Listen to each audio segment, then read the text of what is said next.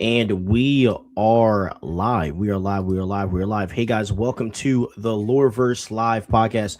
It's your boy Stevie Hayes, joined by Carter. What's up, man? How you doing, bro? How's it going?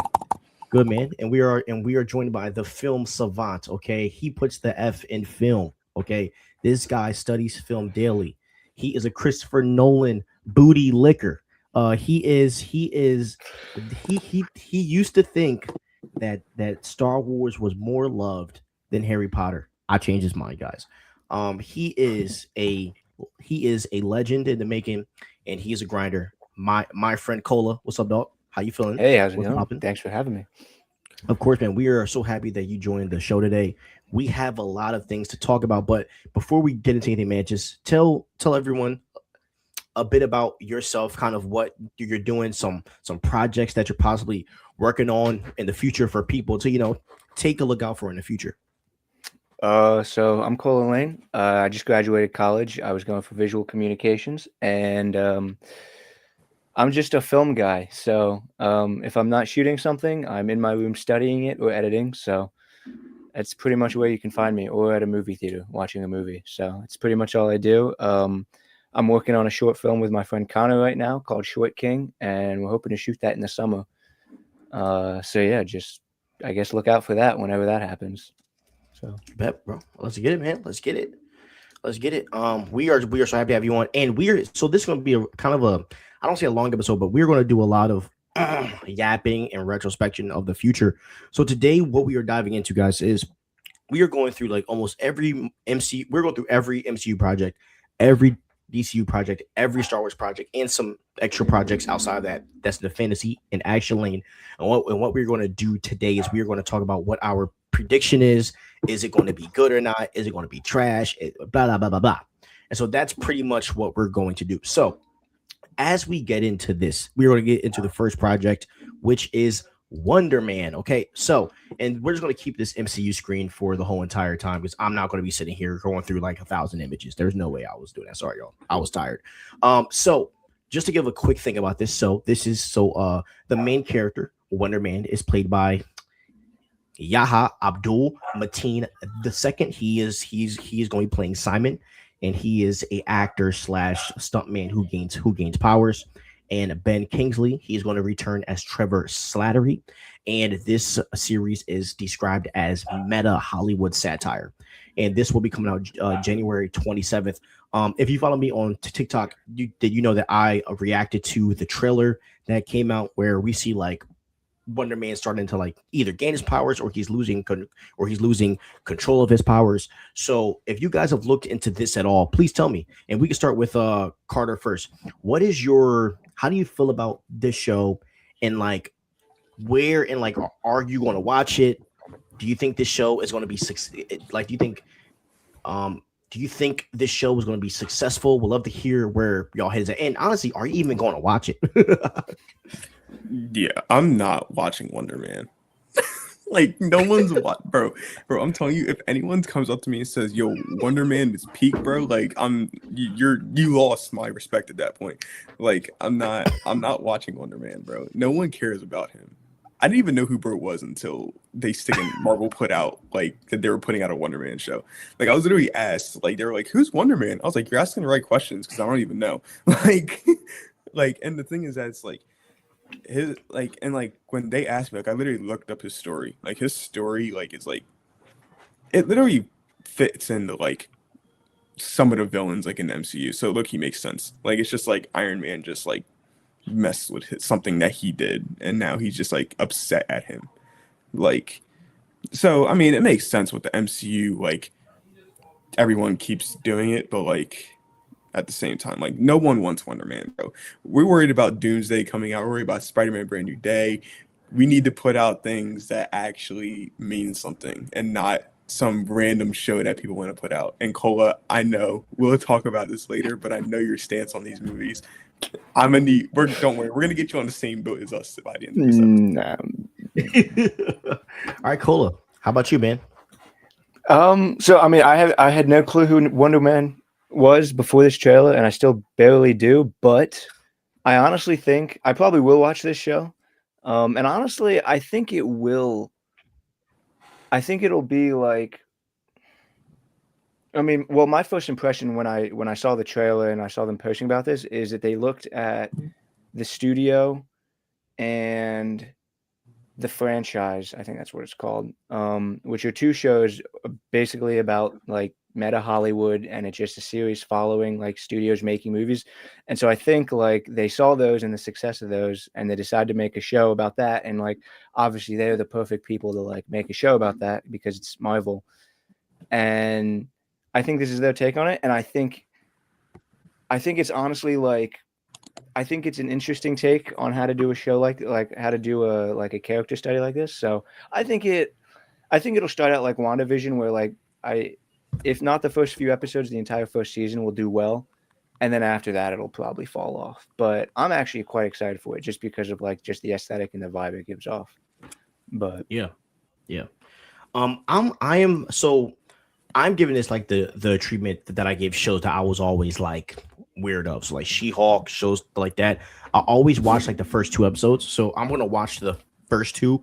If it grabs me, I'm gonna keep on watching it. If it doesn't grab me, I'll probably let go. But I usually give episodes about like 2 to really like 2 to 3. Because honestly, bro, I watched like 3 episodes of She-Hulk, and then I was like, all right, I can't do it, bro. You know what I mean? So I'll probably give this 3 episodes. The thing is, like, the lead actor, like, he was amazing. He was when he played Black Manta in Aquaman. I was very, very, very impressed with his work. Like, I think he's a great actor. And for a while, I wanted him to take. I thought he was going to be the next Black Panther at first, because I think he could have played T'Challa very well. So I think he's really good. The thing is that with like when it comes to TV shows, and when I crash out about Supergirl, you guys will hear more of this. I expect like you have to sell me on the show. You know what I mean? And to me, it's like I'm past the point. Like when I watch superhero content, I'm not looking for vibes. You know what I mean? And that's just my opinion. Like when I watch a Christopher Nolan movie or someone like that, the vibes to me matter. But when it comes to the MCU, I think that order is a little bit different because I care about power levels, I care about the lore behind it, and I care about the action. And Wonder Man, the part that got me kind of into him is that he had a relationship with Wanda Maximoff, which I thought was very, very interesting. If you guys know, Wanda is one of my favorite characters of all time. And so I always thought that they were going to introduce this character with Wanda and make them have a relationship, which would have caused Vision to crash out, because now Wanda's getting cracked by Wonder Man, and Vision's like, I lost everything now, and then he loses his mind again. And I thought that it was going to kind of build that kind of situation, but like, having his own project, I think it's not a good way to position a character that you want to do more with. Like in the prime of the MCU, they were the king and queens of introducing side characters with their mainline characters. And that's why Sam as Falcon is loved. That's why Bucky is loved so much. That's why Wanda, who else? War Machine. All of these characters we love because they were introduced next to characters that we love. So, I'm not a fan of it, but I do think that this show has the potential to be good, but it isn't just about a show being good. Like the biggest thing that Marvel has done is moments, and they have to have moments that can really, capture everything, which, we'll see if they fulfill that or not. But see, your thing, like, name me, like, actually, don't name me, but your thing about them introducing new characters, like new side characters. Not many of the side characters that they've introduced that they've gotten their own spin-off show have been very successful. Like WandaVision fell off after season 1. She-Hulk was obviously garbage. No one wanted that anyways. Like I'm surprised you made it through 3 episodes. I saw the trailer for that and said I'm not watching that. So I praise you for that. That's some willpower right there. But I think I mean, like Daredevil, like he's had his own movies with like Ben Affleck, which were, I guess, decent, but as far as like those side characters, like Falcon and Winter Soldier, that show was garbage as well. Like I think maybe they're trying to do it the reverse way, because it's like you fall in love with these side characters and they're good as side characters in movies, But then the moment you take them out of that and make a whole show dedicated to that character, then you're like, okay, well, this character is actually quite kind of boring. Like Hawkeye, the show was just like, he's like the least interesting character that you can make a show about. There's no shot you just Halt, said the Hawkeye show was bad. Halt. Oh my gosh, bro. We're starting off wrong. Now, I will say this though. Hawkeye did low-key show that Hawkeye, like I will say this. Hawkeye is low-key a one-trick pony, and Kate did save him. I'm not gonna lie, because Ronan is the one-trick pony for Hawkeye. I'm not gonna lie, and they abused it, but I did love the ending of Hawkeye. I thought Hawkeye was dope. And with Wanda and Vision, I think Wanda Vision season 1 was phenomenal. Probably is, if we're going bar for bar, it's probably the most perfect show that they made, other than Loki, which is the best show that they made. But WandaVision is almost perfect. And the next movie was Multiverse of Madness, which is a movie that I love, by the way. And I think it gets too much hate. Just saying. Absolutely. I think that movie is very phenomenal. But they did stupidly kill off Wanda, which I think was dumb. So, you know, and that's what I don't get. But I do think that, like, or the way that it seems, bro, is that like this project was in like this old regime. Because think about this, right? If we know the pattern with streaming, they usually go week to week. All episodes are dropping at once, which tells me, and with Ironheart, they did the same thing, or a similar thing, where they drop like three episodes at a time, which shows that, to me, that shows that they're not confident and that they're not trying to drag it out. It seems like they're trying to get this thing out there, let it float, because, you know, and you guys will see once we get into more projects, they're pretty much on fire for the rest of the year. So it does seem like they're trying to get this out a little fast, and, you know, so we can get tuned into the real stuff. You know what I mean? So, you know, we might not even see this character again. Not wrong. Now, here's the smart idea. Oh, I don't want to get too far into this, but the smart idea is you loop him in with Vision, Star-Lord, and Wanda, and you Hawkeye, and you put him into that mix. I think that's the way you do it, but, you know, we'll get into that later on. All right. Wait, did anyone have any other comments or no? No. All right. Now let's get into the next project. Daredevil Born Again Season 2. This is something I'm really excited about. Now, this will be on Disney Plus, coming out March 4th, 2026. Now, Matt Murdock is going to return to face Wilson Fisk, and, you know, because, you know, that if you guys know, he's the mayor, and Jessica Jones is confirmed to return alongside the Punisher, John Bernthal. Now, let me hear what you guys think about Daredevil Born Again Season 2. Did you like Season 1? What are you expecting out of this? No, I love Season 1. Said it was probably like, if Invincible didn't happen last year, Daredevil Born Again would have been #1 show for me last year. But I would say, like, Season 2, I think me and you talked about this before. Like, all right, Wilson Fisk, we got him. All right, like, after this season, let's put him in something different. Like, let's put him in a Spider-Man movie or something like that. Let's not put him in another Daredevil season. Like, we've gotten him basically every single, like, season of Daredevil. Like, even in the 3 seasons that weren't even a part of MCU. Like, we need to, like, start switching things up. But I am excited because we're getting, well, we had Mayor Fisk to start off with, but now we're getting even more Mayor Fisk, and he's starting to take more of like a darker turn down what he's doing, because he's doing literally exactly what he did before he became mayor as mayor now. So I'm very excited for it, and especially Jessica Jones being in it. That's definitely a good sight to see. Not in that aspect. I'm not Dallas here, but and then also another thing is, I thought they said that Punisher wasn't going to be in the season because he's in the Punisher special and he's in Spider-Man. Let's see.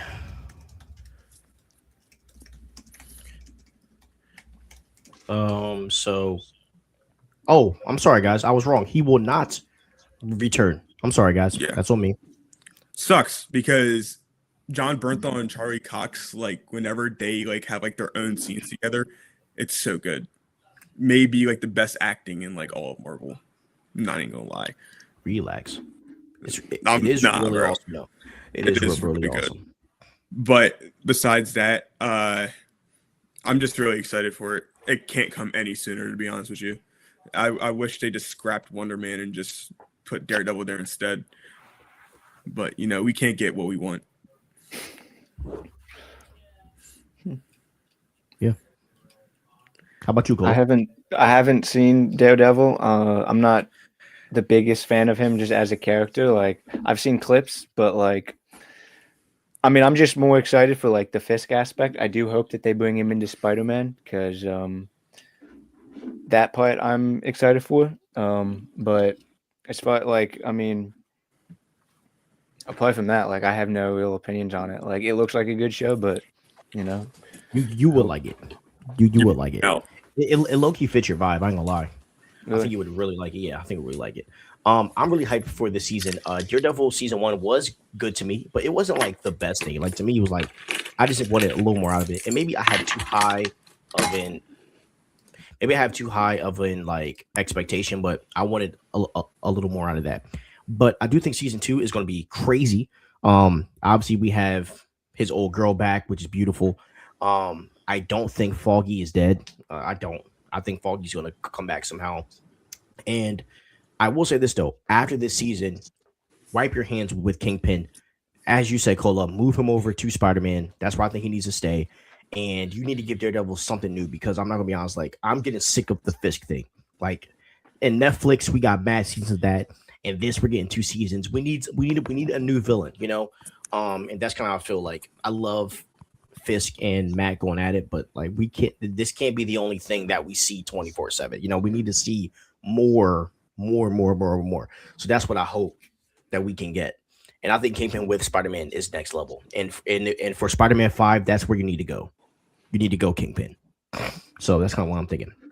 All right, now we do have some comments. I'm skipping Wonder Man. Yeah. Nobody is watching Wonder Man. I swear, not one person I know is watching it. Same here, except me and Cola. Wonder Man. I wonder why they would make this show.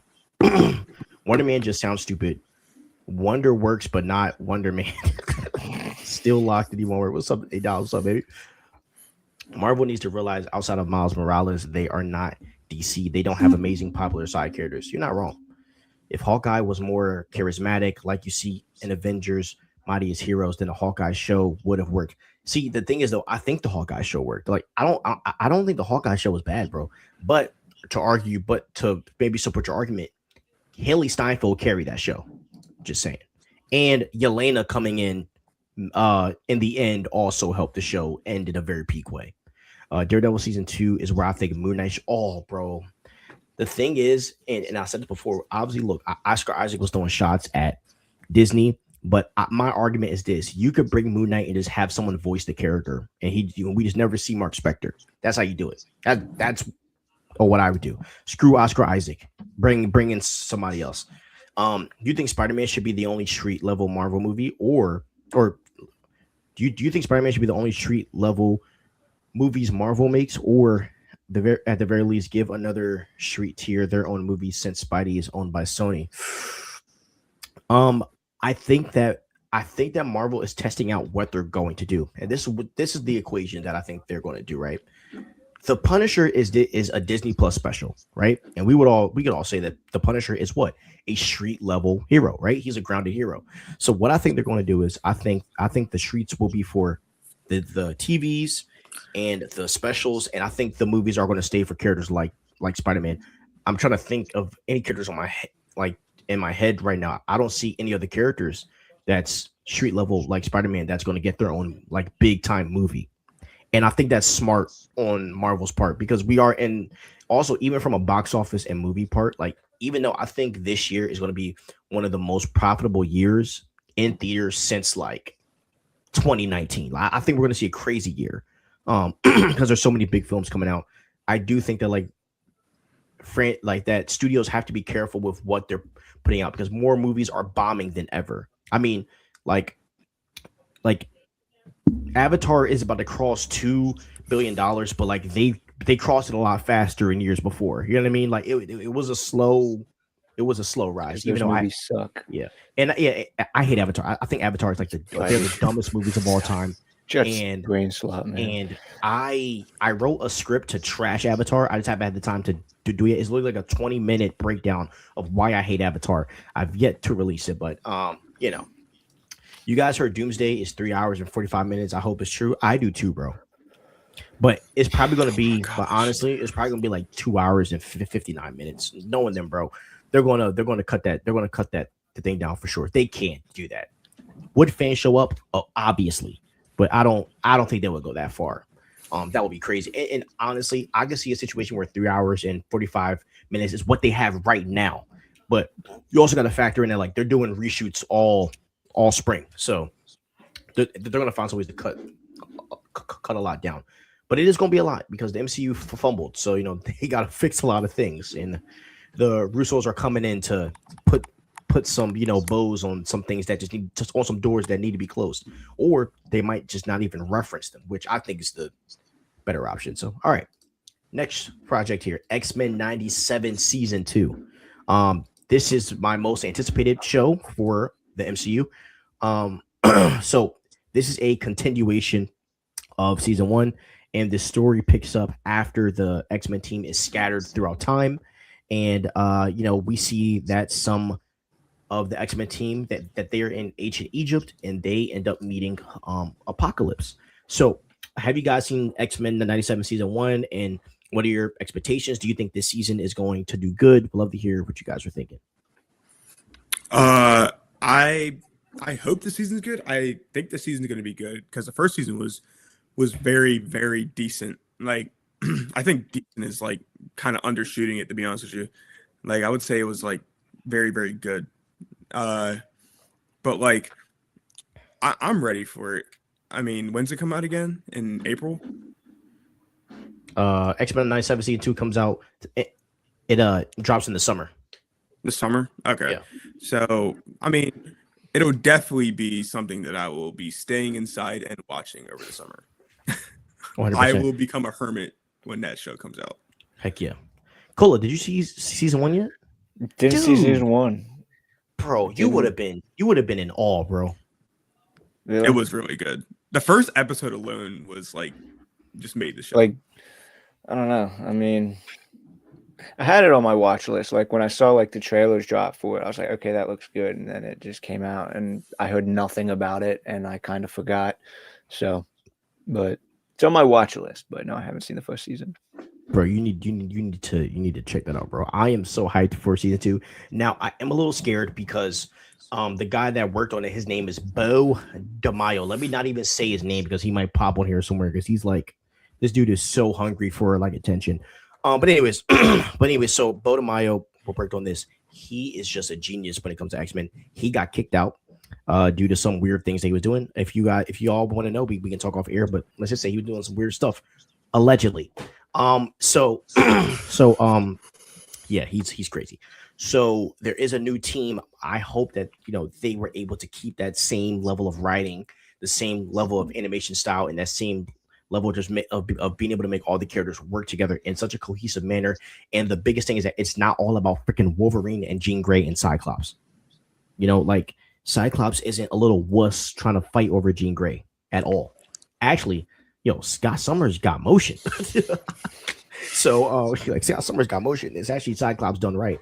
So I'm really excited. And the fact that they're back in time with the first mutant with Apocalypse, bro.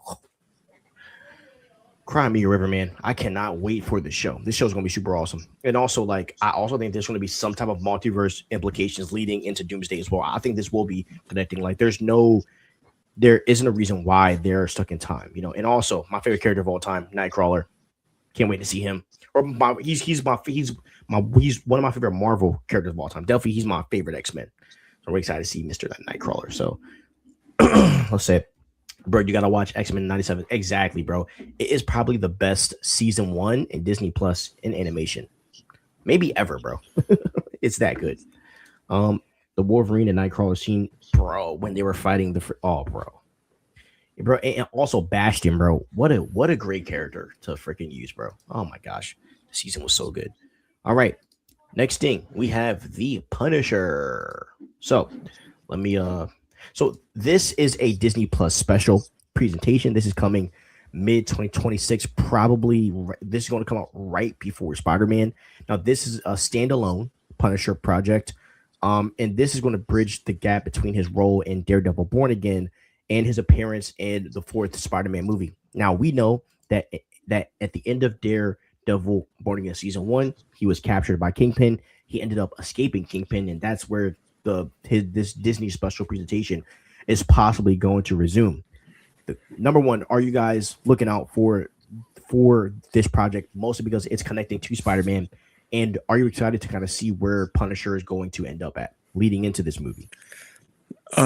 Yeah. I mean, I'm just curious. Like, I'm just curious about, like, because everyone knows that after Daredevil Born Again, sorry to spoil it for you, Cola, but like he breaks out of the jail that Fisk had him in. So like, I'm just curious, like, how they're gonna like make it to like, okay, he's here now, and then like, how is he all of a sudden in the same universe as Spider-Man when we don't hear about?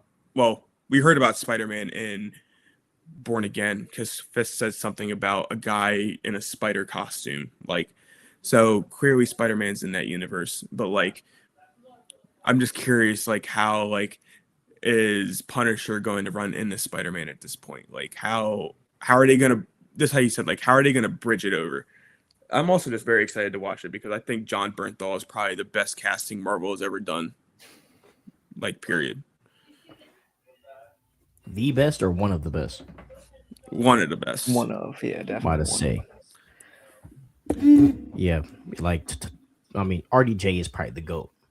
It's honestly between the big three, Hemsworth or Evans or RDJ. I think they're like interchangeable as like probably the most perfect castings of all time when it comes to any character for real. Definitely in the superhero space. And by the way, Bale is in the lower 100. Just if you were asking. 100%. Yeah, maybe the last. It's like Wonder Man, Christian Bale. Nah, but okay. She-Hulk, Christian Where, Bale. where do you rate Pattinson then? Above Maybe him. even lower. Carter, you insane. You can't say he's better than him. Christian Bale. Above him. Okay, Robert Pattinson is a very talented actor. He's I not have been Batman, but- I've been having a lot of reservations about the Batman because it's falling into the same tropes that Christopher Nolan's Batman fell into. So, but we'll don't worry, guys. We'll talk about that when we get to DC and when Carter crashes out about the Clayface film that's coming out. So That's gonna be let's see. Don't start. That's gonna be a good movie, bro. El Rage bait. Bo DeMaio was a gremlin. Was on Gremlin time. Yeah. Bo DeMaio was wilding. Carter and John Bernthal are about to elope. Homegirl better watch. Oh, he's talking about Bella. That's funny. Okay. Next project. Oh, the most anticipated, right? Spider-Man Brand New Day. So this is something that we're honestly all probably going to see together because we've been seeing movies like together lately. So we will probably see that all together. Yes, guys, Cola joined our, like, I'm not gonna call it a cult, but he joined our group where we see movies on premiere day. And now that he's not in school, he's probably gonna go. So let's hope. So this is Tom Holland's fourth solo film. It's gonna feature a team up with Punisher, possibly Daredevil, who knows? We know that the Hulk is going to be in this. Destin Daniel Cretton, who directed Shang-Chi, is directing this. Jackie Chan's stunt team has been doing all of the stunts for this movie, which is pretty awesome as well.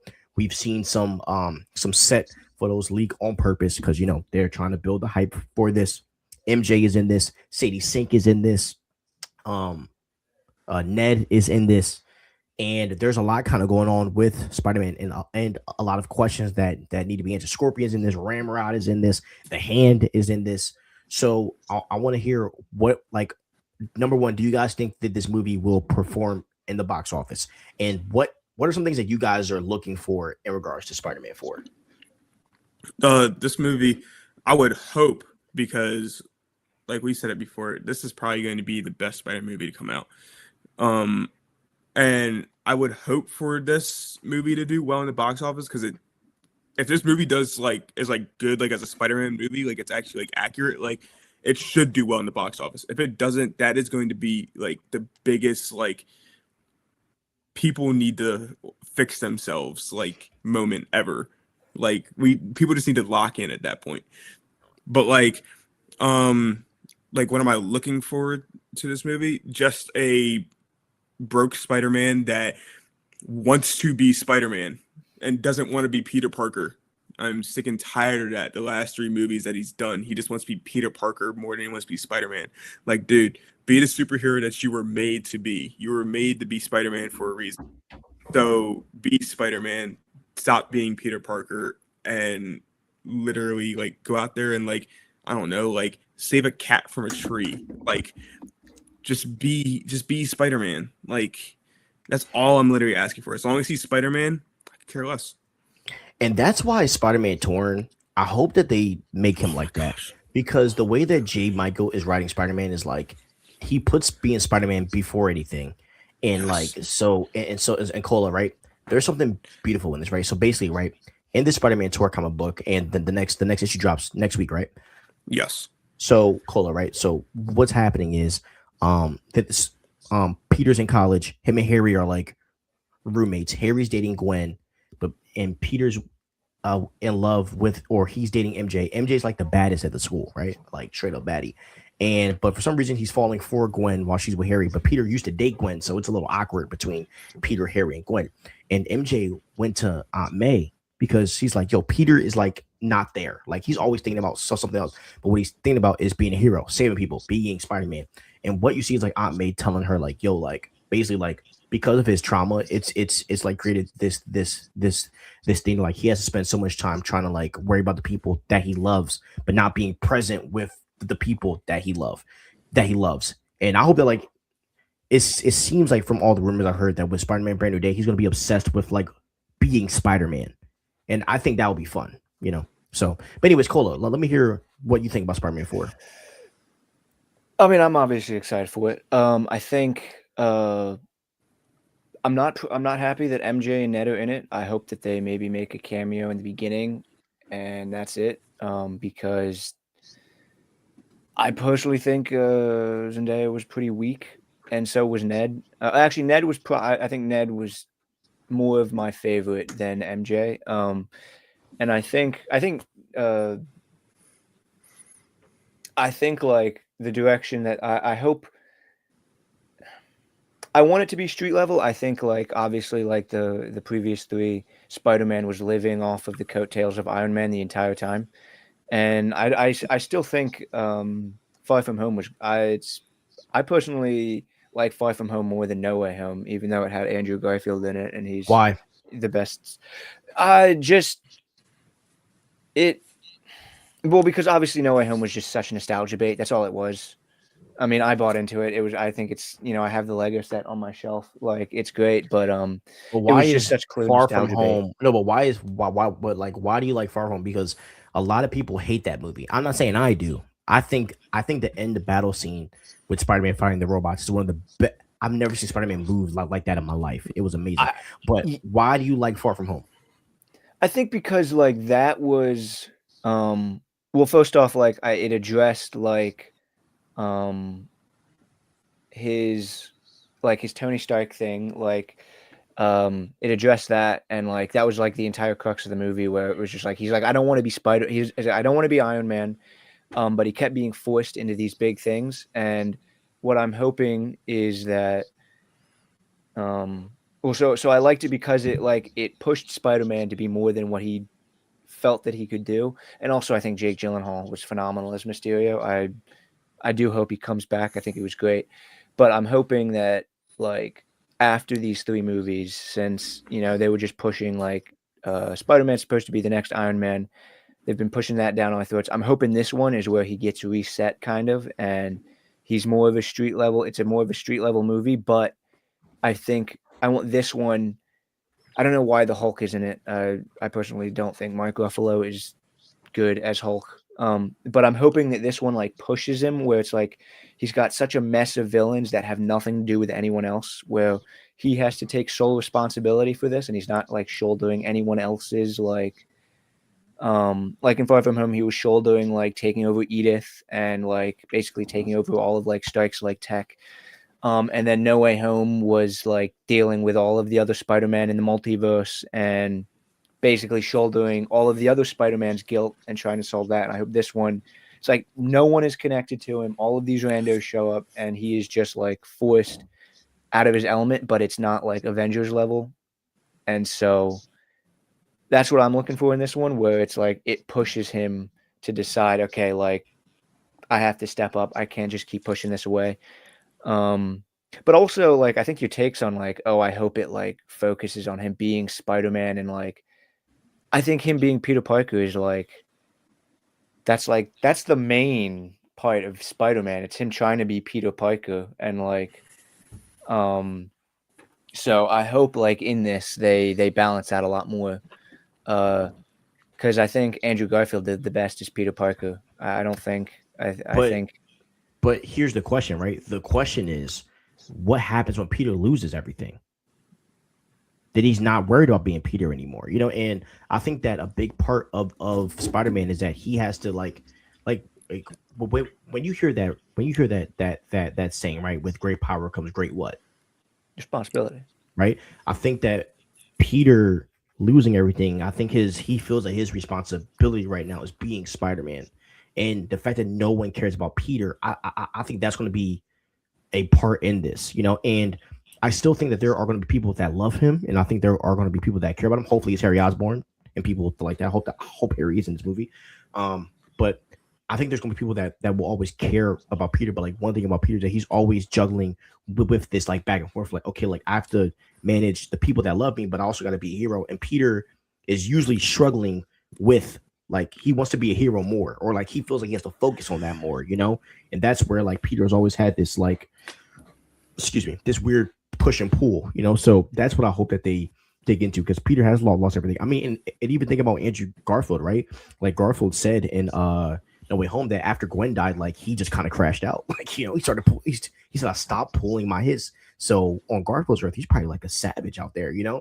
So there is a common theme that we're seeing, like when Spider-Man loses something, you know, a part of him is gone for a bit.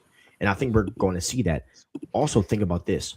I think the MCU has also formed up Spider-Man to be the best Spider-Man, because Cola, you made a really great point that I never really thought of. He has taken on people's crap. And I do think, while some would argue it hurt him in a way, I do think it's yes. And whatever, I forget the guy's name that directed those movies. John Watts, if you are watching this show, listen to me clear. No Way Home saved your whole entire trilogy. As much as I love Spider-Man Homecoming, I think Spider-Man Homecoming is the best Spider-Man movie ever so far. But you played with you didn't give us full-fledged Spider-Man, and I will never forgive you for that. But anyways, but I do think that like Spider-Man has been dealing with people's crap, and I think that's what's made him so powerful. And I think that what they're going to do is like Spider-Man is going to have his own trouble, but something is going on with Sadie Sink in that character, bro. Something weird is happening. I have a theory. If you want to hear it, I'll be willing to share it. But it's definitely going to tie him into Doomsday, because it has to. You know, it has to, because he is the hero. He is the biggest hero. I mean, what's your theory? Yeah, what's your theory? All right, we're about to get sweaty, about to get nerdy. Okay, so let me just break this down. So we know, right, that the X-Men are in Doomsday, right? Mm-hmm. So I have a theory that in the Marvels, when we see Monica Rambeau go into the X-Men's universe, I believe that was not on purpose, and I think that something weird is going on.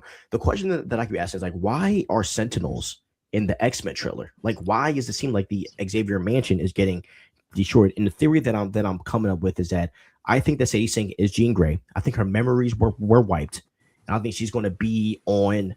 I think she's going to be in, and I think that the X-Men from that Earth, they've been taking the most powerful mutants from destroyed Earths. Because we know that right now, like the freaking multiverse is collapsing, Earths are colliding, worlds are getting destroyed, and I believe that Sadie Sink's character, her mind was wiped, and she was sent to hide, kind of in the MCU. And where else would you hide a character than with Spider-Man? Because you're in a grounded world, you know, and you're not really going to be able to see much. And I think that Jean is going to be discovering her powers throughout that movie.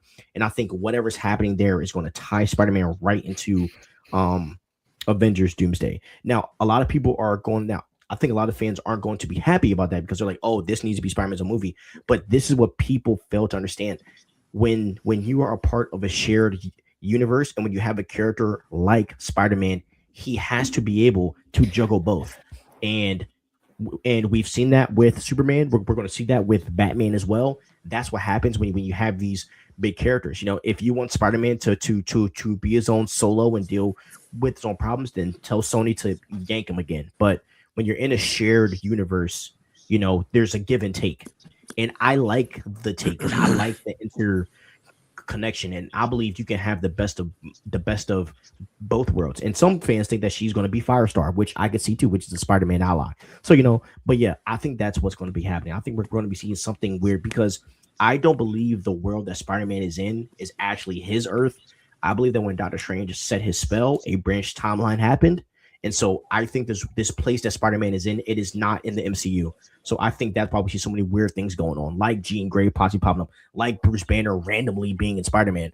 And there's other theories that people think that like that Spider-Man is turning into an actual spider, which is why he goes to Bruce Banner, which is comic accurate. You know, I think that's why the Punisher is involved somehow in the Hand. Like he's fighting ninjas in this apparently. So I think that there's a method to the madness of why weird things are going on to where like Peter has his grounded world, but then he's like, why is that happening? What is going on here? What's happening here? You know? So, you know, I don't think that like any of this stuff was on accident. Yeah, I mean, I don't know. Like, I think, like, I get it. Like with the multiverse, like, the sorry, it's my dog. I think Worse, bro. like when you've got a multiverse and you've got Spider-Man, like you've got to balance that stuff. But I think Spider-Man got like he got added into the MCU at a wrong time. Like, because he's never had a movie where you've been able to fully explore Peter Parker and Spider-Man as a character, and like, I still don't think he has an identity. Like, not even saying like his physical identity got wiped. I mean, like, I still don't know what this MCU Spider-Man believes in. I really don't. Like he's like, I mean, like, yeah, his Aunt May died, right? Great, but guess what? You didn't get time to dwell on it because you had to deal with all the multiverse stuff. And so I think in this new movie, like, regardless of whoever, like, if she does play Jean Grey, like, I think if they put too much emphasis on it and they take away from Spider-Man, like, I think it's just another failed Spider-Man. As far as like a Spider-Man movie goes, I'm sure it'll do well, but like, it's like there hasn't been an MC like Iron Man got like even his like, I guess actually you can't really count him because he literally birthed the MCU. Let's see, Thor, like his first movie, it was just him, and like it was a teaser at the very end, right? Captain America, same thing. Black Widow, okay, like That movie's like peak. it's like, even in like their own like solo movies, they didn't really focus. Like, I guess Black Widow would be the biggest one that you could really say because she was, I guess, doing the multiverse stuff. But it's like I think they're taking away too much from Spider-Man. Like, I want to see him, you know, fight some street level stuff and then like, you know, handle that, and like his character is Peter Parker and juggling like his personal life with being Spider-Man is a big part of who his character is. And Yeah. if they don't really add that into this, then it's like, how is this any better than John Watts' version? You know, I think it is because I think that we're going to see both. Like, I don't think they're going to like mega emphasize Jean Grey until maybe the end. I think Loki might pop up in the end and pull Peter into the actual battle to fight in the Secret War. But like, you know, I don't like, and it's the same with a Batman, right? Like a lot of people think like, and I blame Nolan and now Matt Reeves for this, is like people don't understand that like the reason why Batman is looked at as one of the greatest heroes is because of the villains that he fights. It's not just the Joker, but he fights against supernatural beings too, you know. And I think that like with Spider-Man, he's going to be going up against all types. He's going to be going from a street level guy all the way to the best. I mean, there's Tombstone is in this movie, bro. Like they're going for it, bro. Like, but I think they are like, I really believe they are going for the street level, but like when you have a character like Spider-Man, he has to connect to the outer too. I don't think it's going to be like maybe what you're thinking, the whole entire situation, you know, Like, I don't think it's gonna be as crazy as you're making it. Like, I think you can do it in a cohesive manner.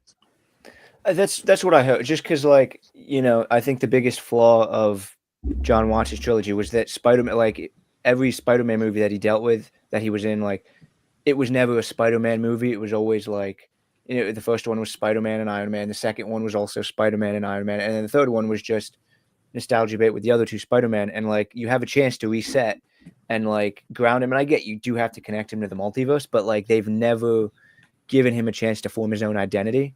And so it's like, I get like, if the movie is more than 50% like multiverse stuff, then it's just not a good Spider-Man movie. I think they need to like focus on building the character up and then like ease in with the multiverse stuff, because we already know it exists. We already know he's going to be in Secret Wars. We already know that.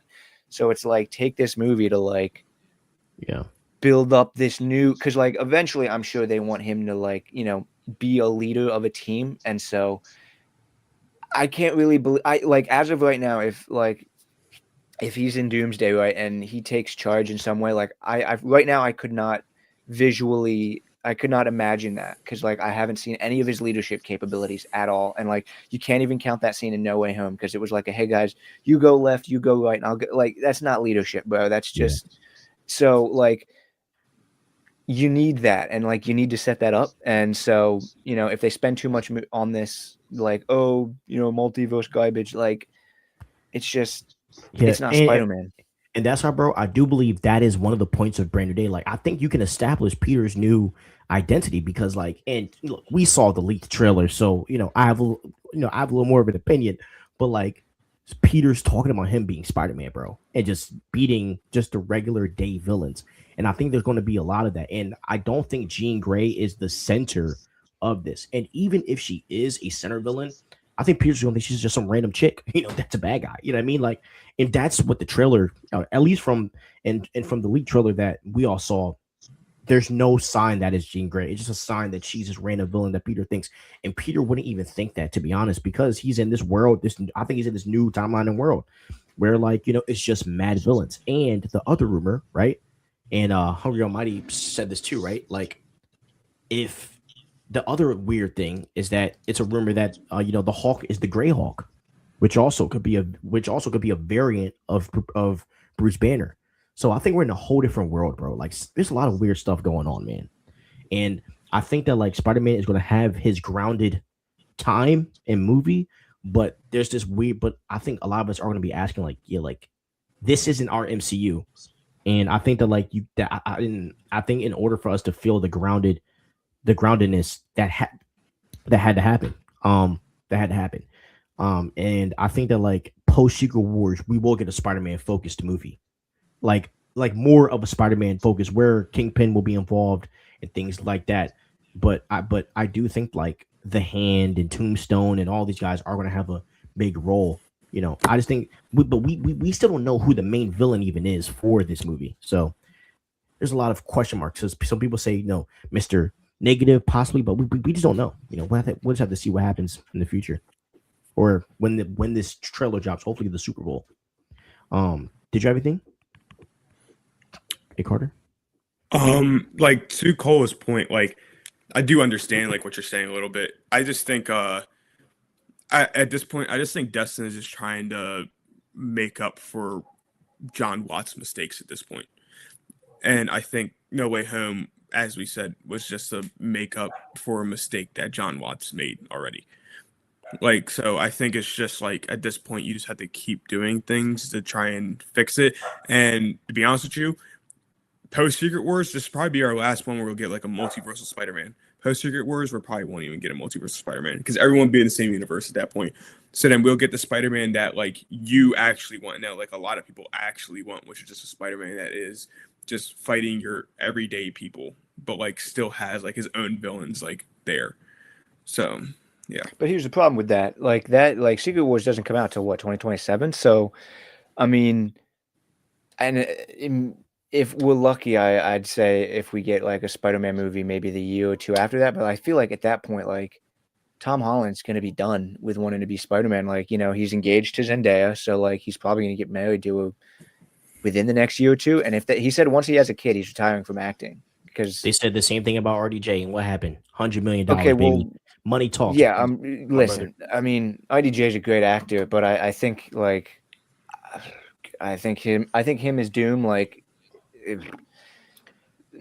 I'm not a fan of that, but like yeah, so like but I do think Tom Holland would stick to that. Like I think he would, if he retires, like I think it would have to be something very special. Like if like Tobey Maguire coming back for Spider-Man, like that was a very special once in a lifetime event. Like I think like if Tom Holland comes back, he'd want it to be special because he spent the last, what has it been, 10? Yeah, it'll be 10 years, right? Because 2016 was Civil War. 2016 was Civil War. He's been Spider-Man for like over a decade now. So like I think at that point, like when he retires, like that'll be it. And if he retires in the next like 4 or 5 years, then they're gonna have to get a whole nother Spider-Man, and it's like the cycle is just gonna keep repeating. So So here's the question, right? And I'm more than sure Kevin Feige and the team have had this conversation with Tom Holland with this new reboot coming. I mean, I'll be more than sure that they would have a conversation with Tom Holland as in like, what's your plans for the future? You know what I mean? And I believe that they had the conversation, and so I believe that if Tom Holland's truly done, we're going to get a recast of Spider-Man after Secret Wars, and it could be Miles. Miles could be the guy that takes the Spider-Man reign post Secret Wars, where we can still get a grounded Spider-Man. And I think if Tom Holland stays, we're getting 2 more films. I think we're at the very least getting a trilogy, which could possibly set up a Miles. I'm like, I don't know. We just have to see what happens. But I think that if Tom Holland is continuing, I think he's staying. There's no way I think Tom Holland is retiring. And if he ever tried to, I think Marvel Studios would offer him a bag that's just unheard of, because Tom Holland is the most marketable actor in the superhero genre right now, other than RDJ. And I'm talking about like young. I'm talking about like young. But that's the thing, though. He's almost 30 years old now. Okay, like he's gonna be like he's playing a college kid, but dude's like 30. And I think that's the beauty of it, though, bro. Like I think that you can go past college. Like I want to see Peter as a father, but like I'm saying, and that's the hope, is that they can go past that, because like, and this is why I also think that they're casting so young with the live action X-Men. I think they want us to grow up with Tom Holland. You know what I mean? I mean, but because it's so I guess we've never seen a really adult Spider-Man until Tobey Maguire came back. And I guess technically Andrew Garfield, but like we really didn't get to see like what an adult Spider-Man really looks like. And so like, I mean, I do hope Tom Holland stays, but I hope that like post Secret Wars, like I'd hope he'd be an adult, because I think that would be an actually really cool Spider-Man to see. Because by now, like he knows what he's doing. He's not some noob anymore. And so I'd hope after Secret Wars that we get an adult version where maybe he takes more on of a leadership role. But I just think, like, personally, I think the college stuff is played out. I think I think the time jump should have been like more, or I don't think Peter's going to be in college in this movie, by the way. I guess he doesn't really have an identity. So I don't think they'll focus too much on like the college stuff like they did in Sam Raimi's universe. But I think like I just aged the guy up like 5 years. He's working like with like Norman Osborn or something like that, and pushing him to be older. Yeah.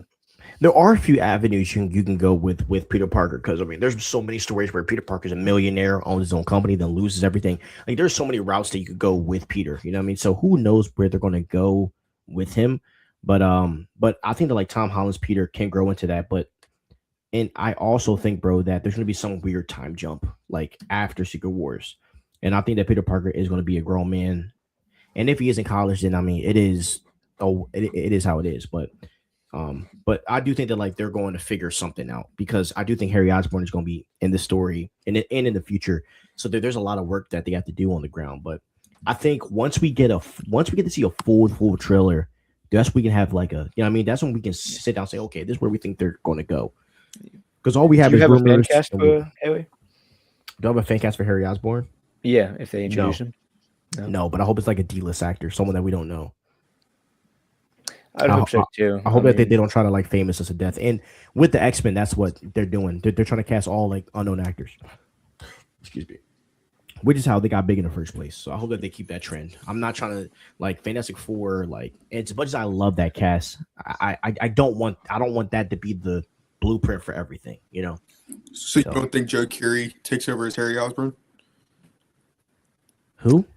Joe Keery. Stranger Things. Oh no. They Who do you don't think want he's playing now? They don't want to pay that money, bro. That's just too expensive. I mean, he costs too much. I also think that he just.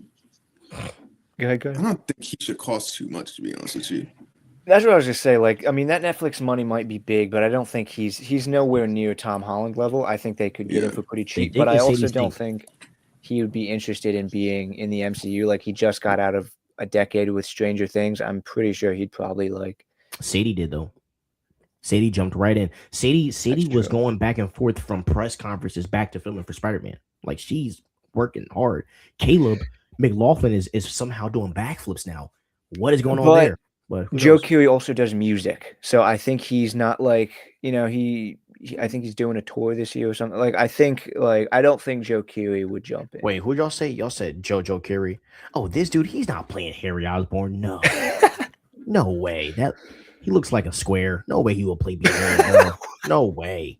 That dude's cool. There's no way you're shaming him and like taking him out of the casting for his head shape. He's too famous. He is too famous.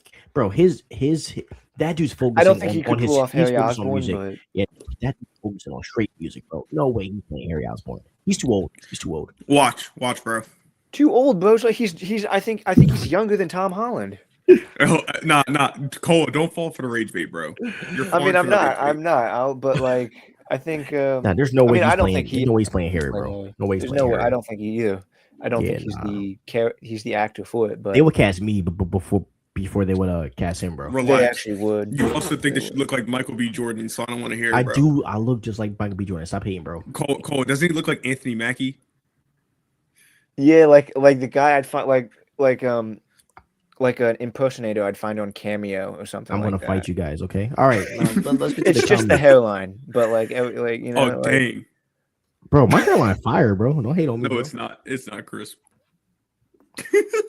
Bro, it's just as big as the Avengers logo behind you. Okay, all right. That's strike one, Cola. I know where you live, buddy. I don't know. Actually, I don't, but I could. Yo, even Hungry Almighty saying you don't look like Michael B. Jordan. Yeah, I do. I do, bro. Y'all just blind, bro.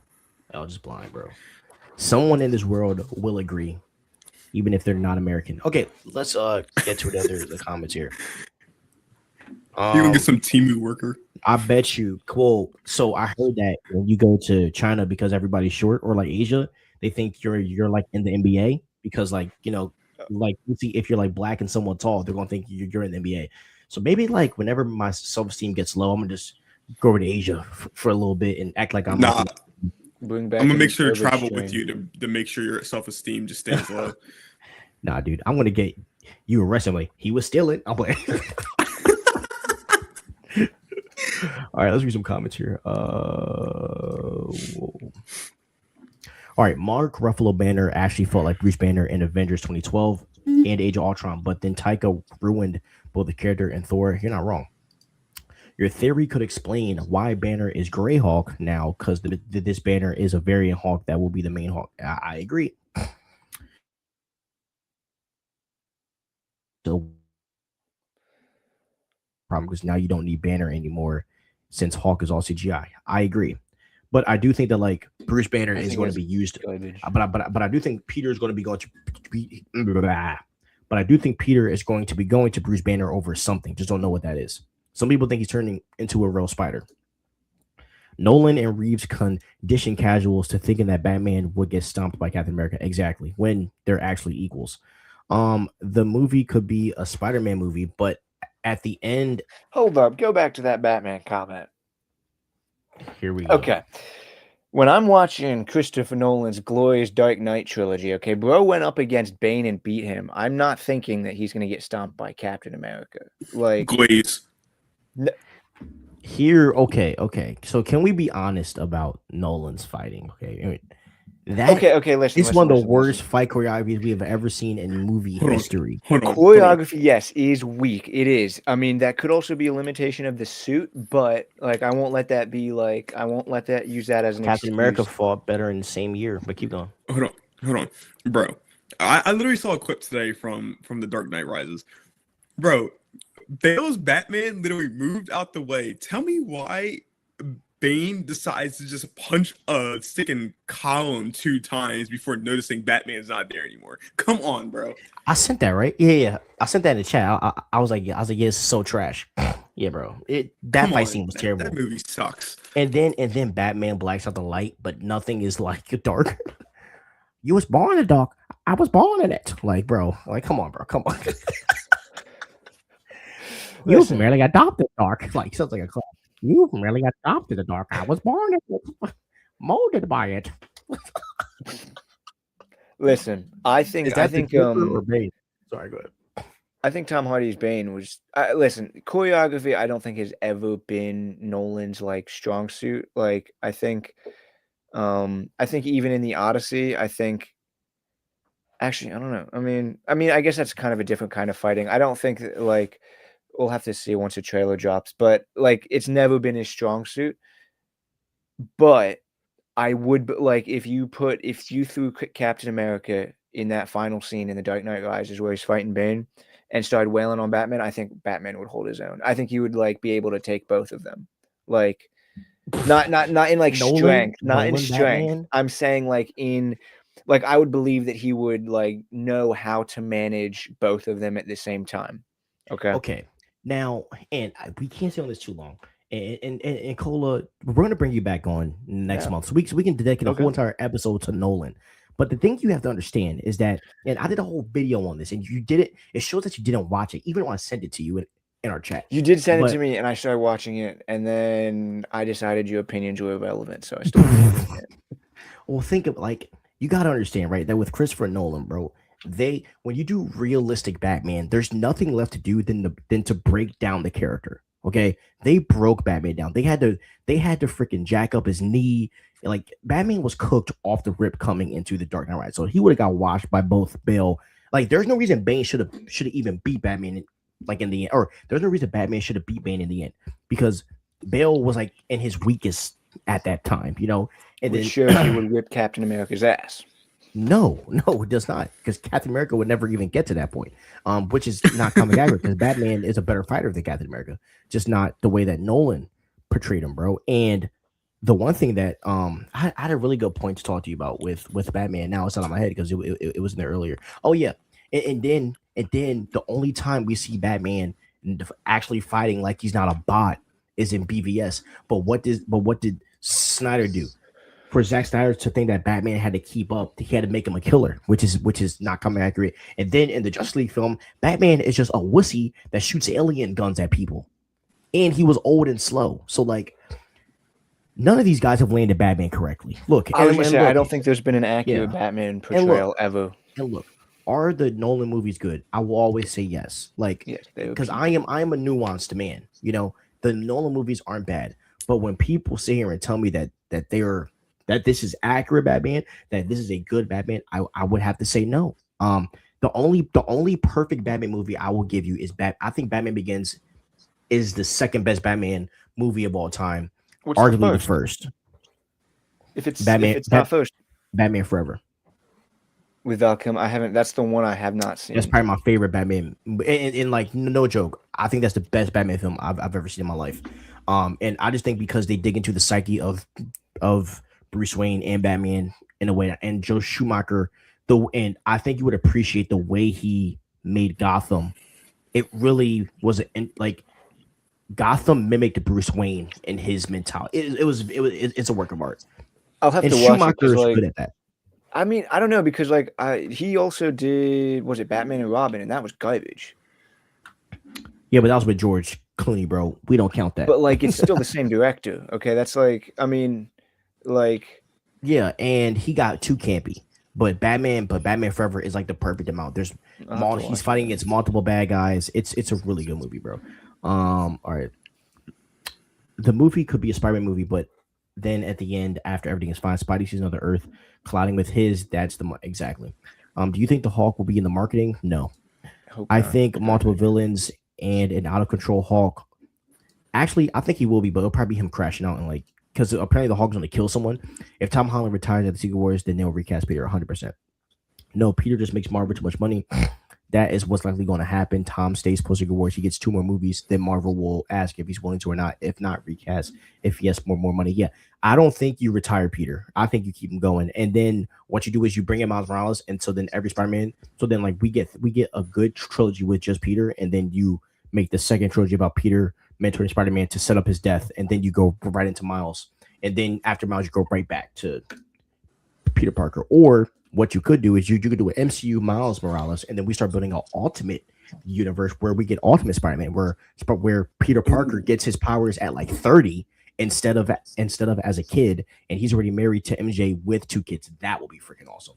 That would be fire. And then you cast like a 32-year-old man to play Spider-Man who's just like getting his powers.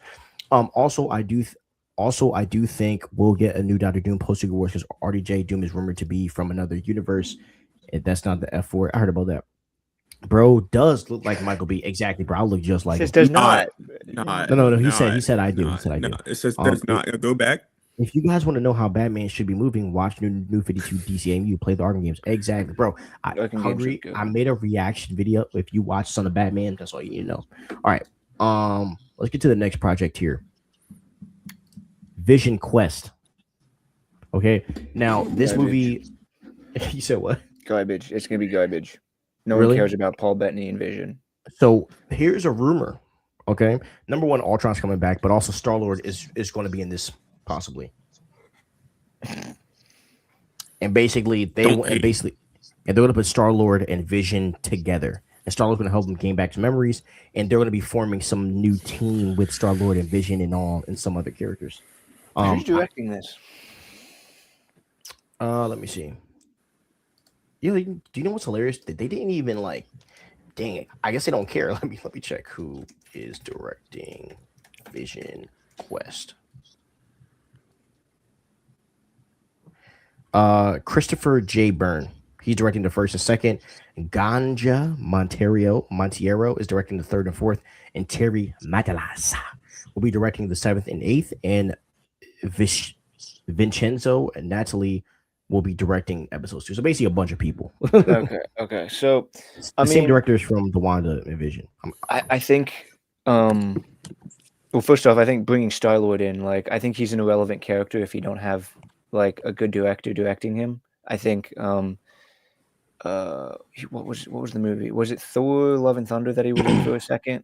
Yeah, with Taika. Yeah, so I don't think any other director that's handled him other than James Gunn has given Star-Lord an actual good character, like, because James Gunn is good at balancing the humor, but like still making Star-Lord not look like an idiot. But every other director has made him look like an idiot. He looked like an idiot in Thor: Love and Thunder, and then the Russos just made him, like, his biggest line in that movie was what are you, space Jesus? Like it's I don't think we'll have to wait and see. But if they just make him a monkey, then I think it's garbage. Yeah, I mean, there's a reason why he's on Earth. We'll just have to see. We have to see what's happening. I mean, there's a reason why they're on Earth. I just don't know. We'll have to check. I'm kind of like, we'll have to see what happens. No one cares about Vision. I'm sorry. Holy cow, they're back. What are you talking about, Derp? But anyways, Derp, what's up, dog? Yeah, I think that. I mean, I'm excited for it, but I like Vision. So, and I love Ultron. Spader is Ultron was Age of Ultron, underrated movie. Doesn't get enough love. Absolutely. I rewatched that so much. Really, probably one of low key, like one of my favorite Avengers films. Like, I really do like that movie. So that has me sold. And plus, this is the trilogy that closes the Wanda arc, which was WandaVision, Multiverse of Madness, Agatha, and now this. So I kind and plus I'm pretty sure Speed is in this too. So I hope we get to see Speed and Wiccan, and hopefully Wanda pops up in this. I hope that they really do something, because if it's just Vision, bro, I'm sorry. I'd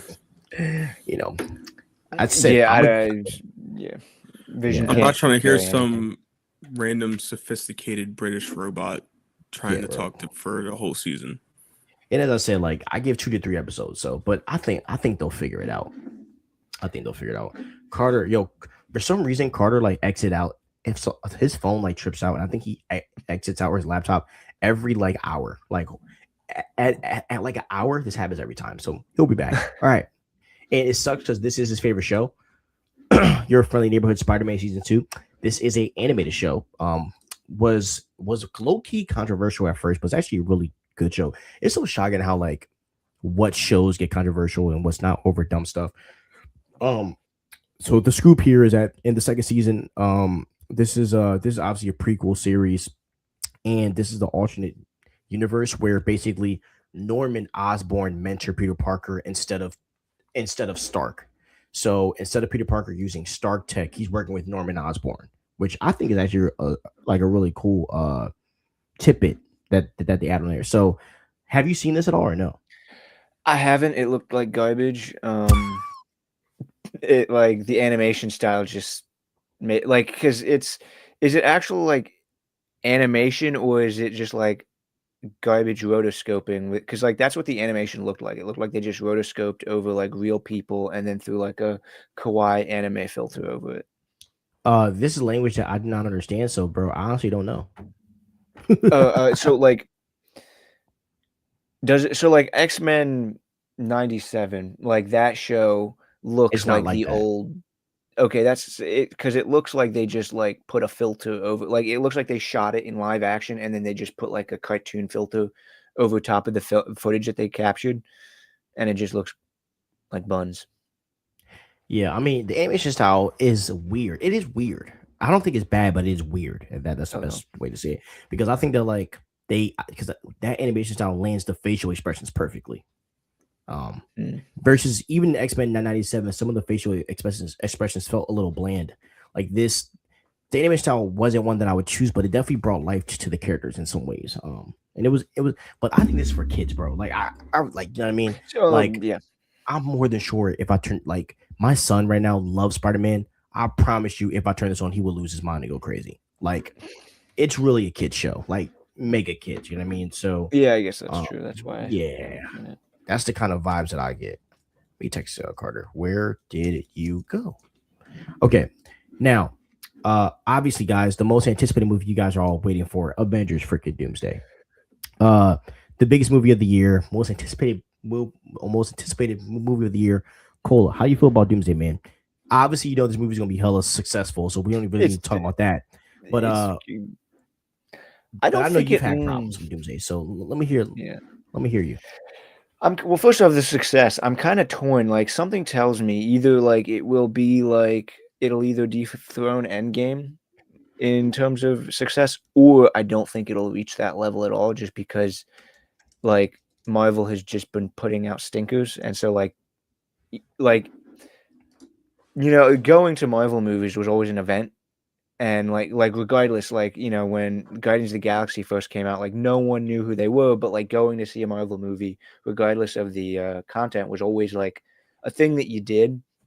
And I think they've lost that. And so like something tells me this might not be as successful, but I just think they need to stop reviving old characters for nostalgia bait and like let the new Avengers breathe and like come up with something new. Like it's very clear that obviously like Jonathan Majors, him like having the allegations kind of ruined everything for them, and so it threw like a whole wrench in the works, which I think they should have just recast it and kept moving, because it's very clear that they were just like, okay, you know what, we're gonna try this, and they're cobbling stuff together. Like they haven't been building up to this for years, so it's just kind of, it feels like they're just rushing into this, and then them bringing back Steve Rogers cancels out his happy ending in Endgame, and RDJ as Doctor Doom. Like I feel like we've had these discussions vaguely, but like, do you think he is a Iron Man variant, or do you think this is supposed to be like an original Doctor Doom? He's Victor Von Doom. Okay, cool. Like RDJ, I'm sure will kill it, but I think like the only reason he's playing Victor Von Doom is because they need to be able to say, oh, RDJ is back. Like give it to someone else, like I think they're they're trying to like recapture that hype that they had, and I think it cheapens the effect, you know. Yeah. Carter, do you want to go first, or do you want me to answer, or you want me to go at his points? You're just talking about like what to expect from this movie. Well, yeah. Let's go for what to expect, and then Colo, we can address some of your worries for this movie. Okay. I'm just expecting like just a good like I guess like going forward with this movie, like we have Steve coming back, we had the X-Men coming back. You're kind of just answering a bunch of not answering, but like you're giving us things that we want. And I mean, unless you're Cole, of course. But like I mean, besides that, like giving us the X-Men, love the X-Men trailer. I'm really hoping that we can see like a lot of Cyclops in this, which it looks like we might. So I'm really hoping for that, really pushing for it. And to be honest with you, I'm just happy we're getting another Avengers movie because it's been since 2019 since we got another Avengers movie, since we had an Avengers movie. I'm just ready for another big, like Because a bunch of superheroes teaming up, like get like how we always talk about like those big moments that you have in Marvel movies. Like they had an Infinity War and Endgame, and like just I'm just so ready for there to just be a bunch of heroes just all formed together to fight one person because that person is just so much more powerful than everybody else. Like I am really excited for this movie. This movie is getting me hyped just talking about it. All the stuff that keeps coming out like every single day about this movie just makes me even more excited for it besides the last show that they have right now in the movie theater because no one cares about Shuri. And I'm ready for this movie to come out. It couldn't come out any sooner. I wish it could come out tomorrow. And Yeah. if it's 3 hours and 45 minutes, I'm perfectly fine with it. But to be honest with you, it's probably going to be like around 3 hours. Yeah. So either way, it's probably going to be a good movie. It's going to be messy. And to be honest with you, I'm perfectly fine with it being messy because you have so many characters in it. It's going to be messy no matter how many characters you put in it. The storyline is just a very messy storyline to begin with. So I'm just very excited and happy for it to be coming out. Yeah. So Colo, so and you and I have texted about this. So actually say what you want to say, and then I just add that into my soliloquy. Okay. Well, first off, so Secret Wars, who is the main villain in Secret Wars? Doom. Like, okay, so that tells you. So I know exactly how Doomsday is going to end. He's going to destroy the Avengers again, and then they're going to beat him in Secret Wars. So that is just I was just thinking that, this, like, I mean, I'm like, I think it's cool that like the X-Men are coming back. It's like it's cool fan service that like people are coming back, but it's not a story. Like I get like there's going to be probably at least half an hour worth of content in this movie that is just slow-mos of people coming through portals or like coming through doorways, and the fans are, oh my gosh, it's this guy that like we've never seen them on screen before. That doesn't count as a movie. Like that shouldn't be a reason that you go see a movie. Like I think like all the like in No Way Home, I think like that's great that they came back, but like you spend too much time dwelling on it, and like you just do stuff because fans want to see the X-Men fight this person with this person, so let's just make a scene about that. It really doesn't like it. It's just fan service, and there's no real meat and story to this. And they haven't been setting up Doom, obviously, because Majors, like that whole thing fell through. So like I can't really blame them, but at the same time I can, because there hasn't been this build up. Like he's just coming out of nowhere. There's no bigger. I haven't felt a bigger threat in any of the recent Marvel movies. And so I think it's just going to be a mess. I don't think it's going to be as cohesive, and it's just pandering, and just I think story wise it's going to be really, really weak, and I don't think that makes a good movie, obviously. So the one thing about the MCU that we all need to understand is that no studio has gone as far as they've gone. You can't use that as an argument. I'm not done. Bro, hold on. You Let me can't cook. use that as an Let me argument. let me cook. Okay, Let me I'll cook. let you cook. I apologize. No, but look, just hear me out. Just hear me out. And that's not the crux of my argument at all. I'm just saying, bro, no one has gone as far as MCU as to where we have gone. And look, I agree, bro. We have been in a downturn with Marvel. As much as I think the Thunderbolts was excellent, as much as I did like Captain America 4, I love the Fantastic Four. I rewatched it a lot. Great movie. Visuals are amazing. I think Pedro did a great job as Reed. I mean, we do have to be honest. Like the MCU has been on a downturn, and I do think last year was the start of us getting back on track. And the reality that I've kind of faced as a fan is that they fumbled so hard that they needed to create the most ambitious movie to reset everything. And in my opinion, like as a fan, if you just go and try to take the crappy characters that you've tried to build up and throw them into a Avengers film, we would be more pissed off because these are characters that suck in a story that's not cohesive and fans aren't going to care. Instead, you take the last important thing that we saw, which is Endgame, and from what it seems like they are taking the best things from the projects that we have seen, and they're putting them into a movie. Now, the question, which none of us can answer right now, is like the plot itself. And I think to you, what will make this movie do or die is how they explain the lore. And I do believe that in order for this movie to have any type of plot, which I think it will, the Loki and the multiverse at its core is the linchpin. And the way that you explain that, which I have an explanation. I hope it's the answer. I mean, we really just don't know until we see it.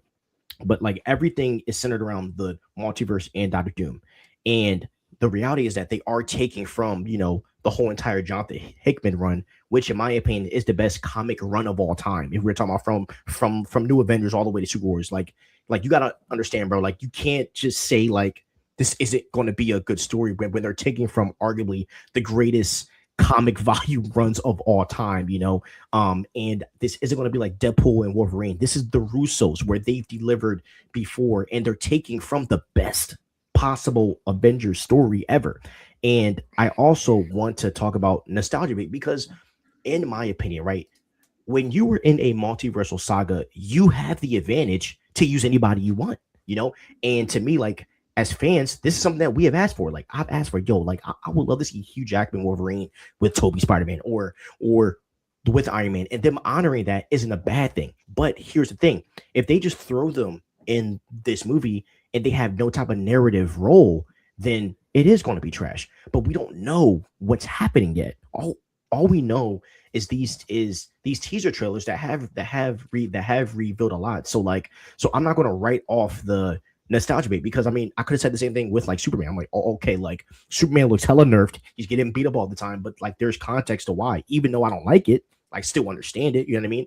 So that's the thing with like nostalgia bait. Like I think Deadpool and Wolverine, pure nostalgia bait.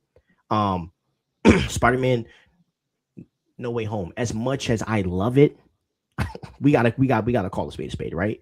Nostalgia bait. Multiverse of Madness. I don't think it was nostalgia bait. I don't.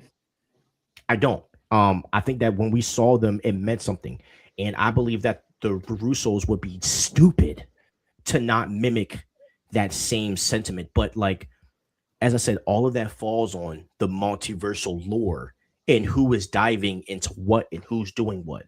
And given these trailers, I think that they have that. But I mean, there are a few things that matter, right? A lot of things need to be answered, and I believe that a lot of those things will be answered. And also, bro, Doctor Doom is probably the deepest villain ever. He's one of the greatest villains to ever exist. He's an intellectual. This isn't like as much as we love Thanos. His reasoning was pretty whack. Like he just thought, like, you know what I mean? So Doctor Doom is not like that at all. Doctor Doom he's as smart as Tony, as Reed, as Banner, smarter than Banner, honestly. So, I think that like it's all about how they write that, right? That it works. And the two writers that they have is the dude that wrote the Loki show, Michael Waldron, who wrote his butt off when it came to the lore of that, and Stephen McFeely, who wrote the Avengers film. So I think that they have the right team, but like, and I have faith. I have a lot of faith, bro. Well, okay. So so what you said in the beginning is basically it's just a, Avengers greatest hits compilation. That's all this movie is. And like, I think that's just not an accept. Like, first off, I've only seen Cherry from the Russo brothers. That's the only movie I've saw, and I thought it was okay. And based on that, like the Avengers, the Infinity War and Endgame and Civil War, which I believe was also directed by them, they were built off of characters that people had already built up. So it's not they weren't inventing anything new. They were just taking characters that people had already written. And so I think, like, for them to basically just disregard all the things that they've been building up over these last 5 years since Avengers Endgame, just to disregard that and say, okay, that clearly didn't work. Let's just go back to what we know. That's a cope. That's cowardly. I think that is a garbage reason to say, oh, it's okay for them to bring everything back, because that's not a good reason to like make this film. And like, if these characters just show up to be nostalgia bait, then it's garbage. And why on earth would any of these characters have any significance? Like, you haven't had, some of these characters you haven't seen on screen in decades, right? So like, you have no connection to them. Like, you have no context for what they've been doing in the meantime. So like, for them to like show up, like, I don't think any of these are they're not gonna have any meaningful outcome on the story. It's just gonna be nostalgia bait. And I think a 3-hour movie of that, especially with something that is like so unproven, like them to just revert to everything that they did before, is just, it's nonsense. Like, sure, like the new Avengers, like it wasn't as well received. Like the newer projects, like sure, it's not as well received, but it's like, that doesn't mean you just give up on it and go back to what works, because that's just lazy. And like, you can't keep doing that, right? Because they're going to waste all their cameos in Doomsday. What are they going to do in Secret Wars?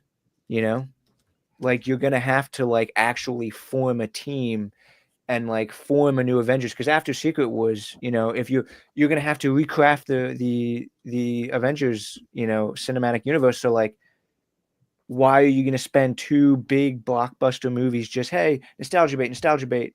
Oh, and then we have to reset again. It's. So the reason why is because of the fact that when the MCU started, they didn't have the rights to the X-Men. They didn't have the rights to any of these things. And so instead of just like randomly inserting people with no actual story, they're at like they already have a story that's already happened to be able to build this in. But you're not seeing things right, because this is not the greatest hits, bro. The entire Marvel universe is collapsing. It's been collapsing since Endgame happened, and that's what are these characters? It's not like the comics. That has always been the goal, and that has always been the goal. And like, the reality is, bro, they tried to build and it sucked. And so what? So like, because so what do? They revert back to what? That's not.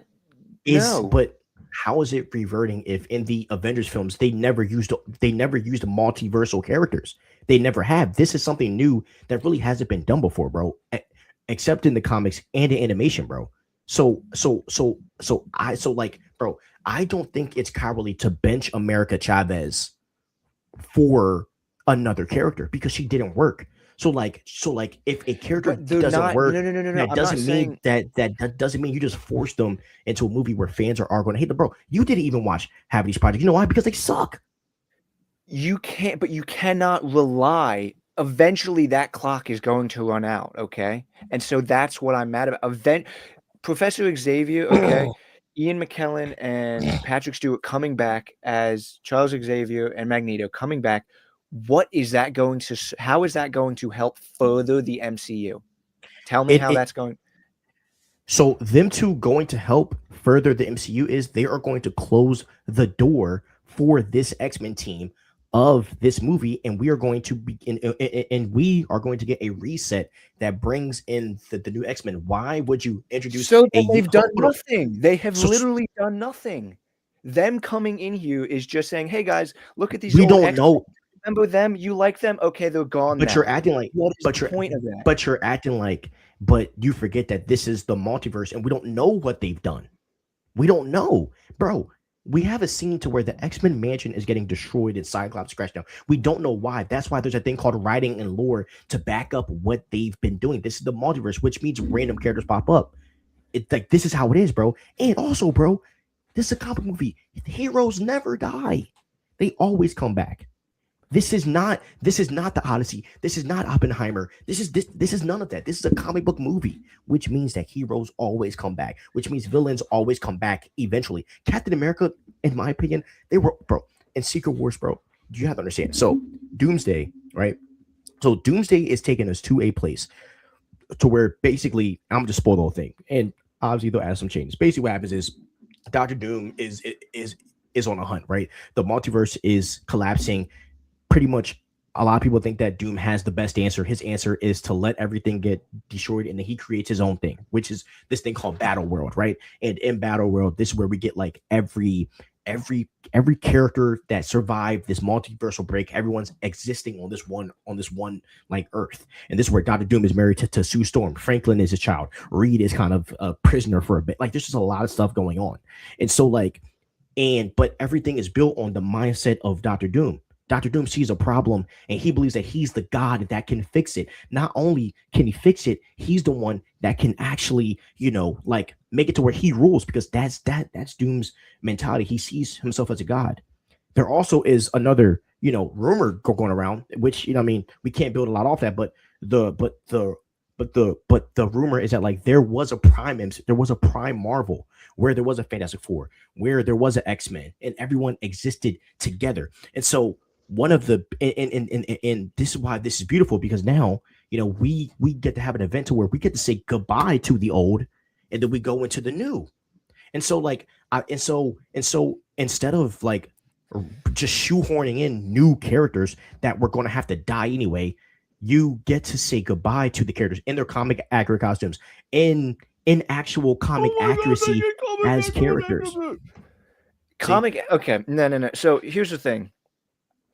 In comics, it is very different, I think, to bring back characters. I know that happens, like that's fine, but the thing is, those characters hardly ever age. Like unless it is a plot point, like Batman aging, like in Batman Beyond, where he's like 90 years old, right?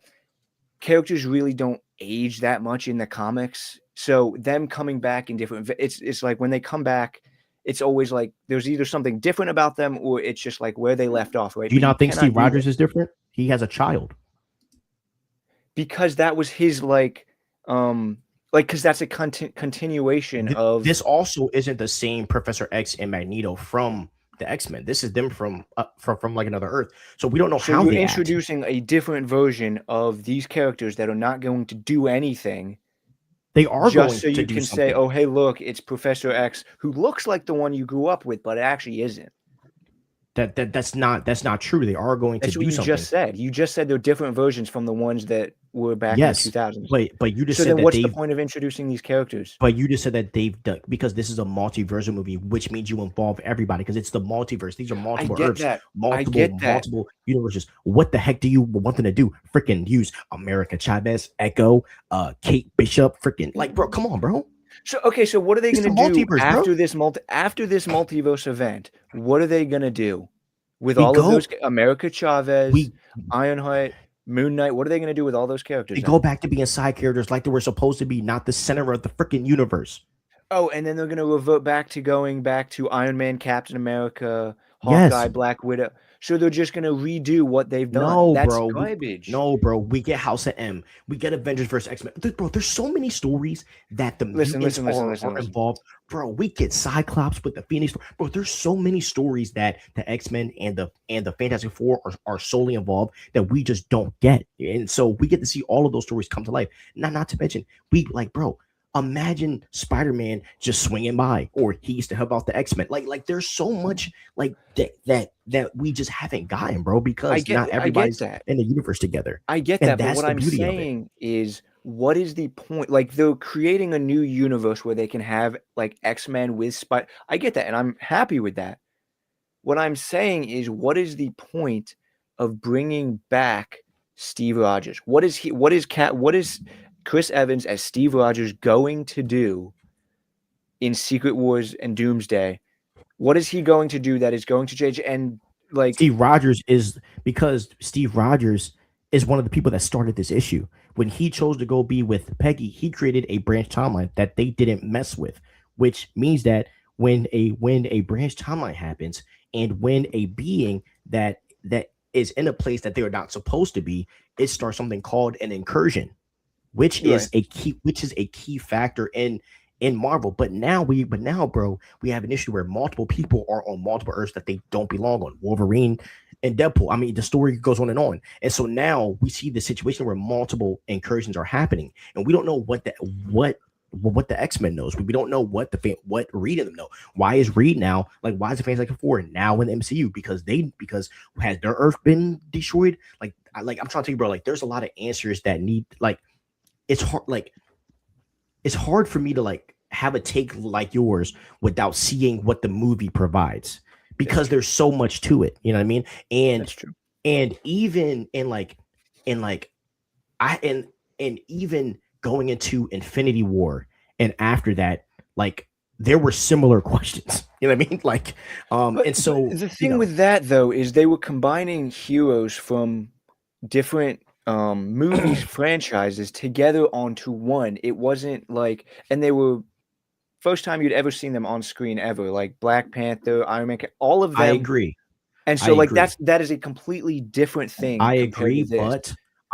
but when it comes to having the mutants in the Fantastic Four, you do the Spider-Man special. I don't need an origin movie, you know. And because they're from another Earth, you have the liberty to be able to fill in stuff with a faster rate.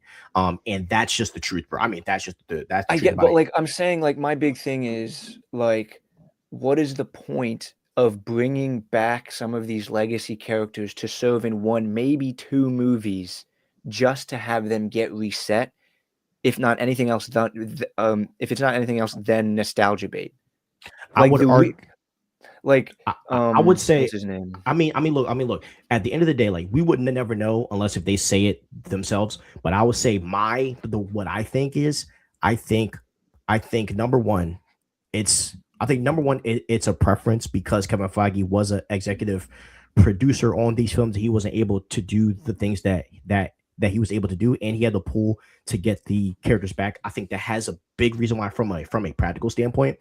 And I think that from a story standpoint, I just don't think he wanted to throw the new X-Men that they're casting for right now, because Jay Schreier from the Thunderbolts is writing this film as we speak. I don't think he wanted to throw them into this movie without getting their feet wet. And I do think that like the Fantastic Four can work because you have like a Pedro, like you have a strong acting core. With the X-Men, they're casting super young, so I just don't think Feige felt comfortable just throwing these guys in there. And plus, like, Patrick Stewart, and plus you also got to take this into effect, right? So then, but then why not delay? Why not delay it? Cola, and then also take this into effect from a business standpoint. When Disney bought Fox, they also bought back the contracts, which means that like all these actors that are coming back, they're technically still on contract. So from a business standpoint, it's smart, and from a story standpoint, they're like, yo, these characters were never done their right way. So let's use the multiverse to tell a future, but also to honor the past and tell a cohesive story where it makes sense. Would they be able to do that? I hope so, but we can't know until we see the movie. That's the best answer I got for you, bro. I get you. Like, I mean, like, and I'm I'm not hating on like them bringing back the characters. Like, it's cool. Like, but it's just like, it doesn't serve the story, because like, and your thing is like, oh, like the characters weren't strong enough, they didn't have anything written. Then I think they have to like delay it. Like they would like, because it's like you're pushing to get like most of the characters in Avengers Doomsday, like from what I've seen, like it's just legacy characters that already had like a happy ending, or we haven't really heard like Thor. I Like think you're why wrong is though, bro. I think you're like wrong why is because what the has Thor done in Thunderbolts the play a last big part 5 in this years movie. that's You said like what? meant anything? I mean, but like I think you're wrong because we have the new Avengers and Sam's Avengers, which I think they're gonna play really big roles in this. You know what I mean? Like I think they're gonna play really, really large roles. Like I really do. And I think they're gonna matter, bro. But I they're just making a bigger effort to say, "Oh, hey, guess who's coming back?" because it's called marketing, bro. It's, I mean, And it's maybe, but working. like, it is like it's it is marketing, but I mean, think about this, bro. Do you think in your right mind that when they do Crisis on Infinite Earths with the DCU, Bale's not coming back? Come on, dog. They're gonna do an old Christian Bale Batman. He's gonna be the first person that you see in the trailer because it's freaking Bale Batman, bro. That's a part of like you can't take because marketing. he's peak, he's the best. Like obviously, like they know Fans, that fans movie's gonna make think he's the $4 best. trillion. Heavy Blaze. Yeah, fans do think he's the best. So he's obviously gonna be the freaking spearhead of that, bro.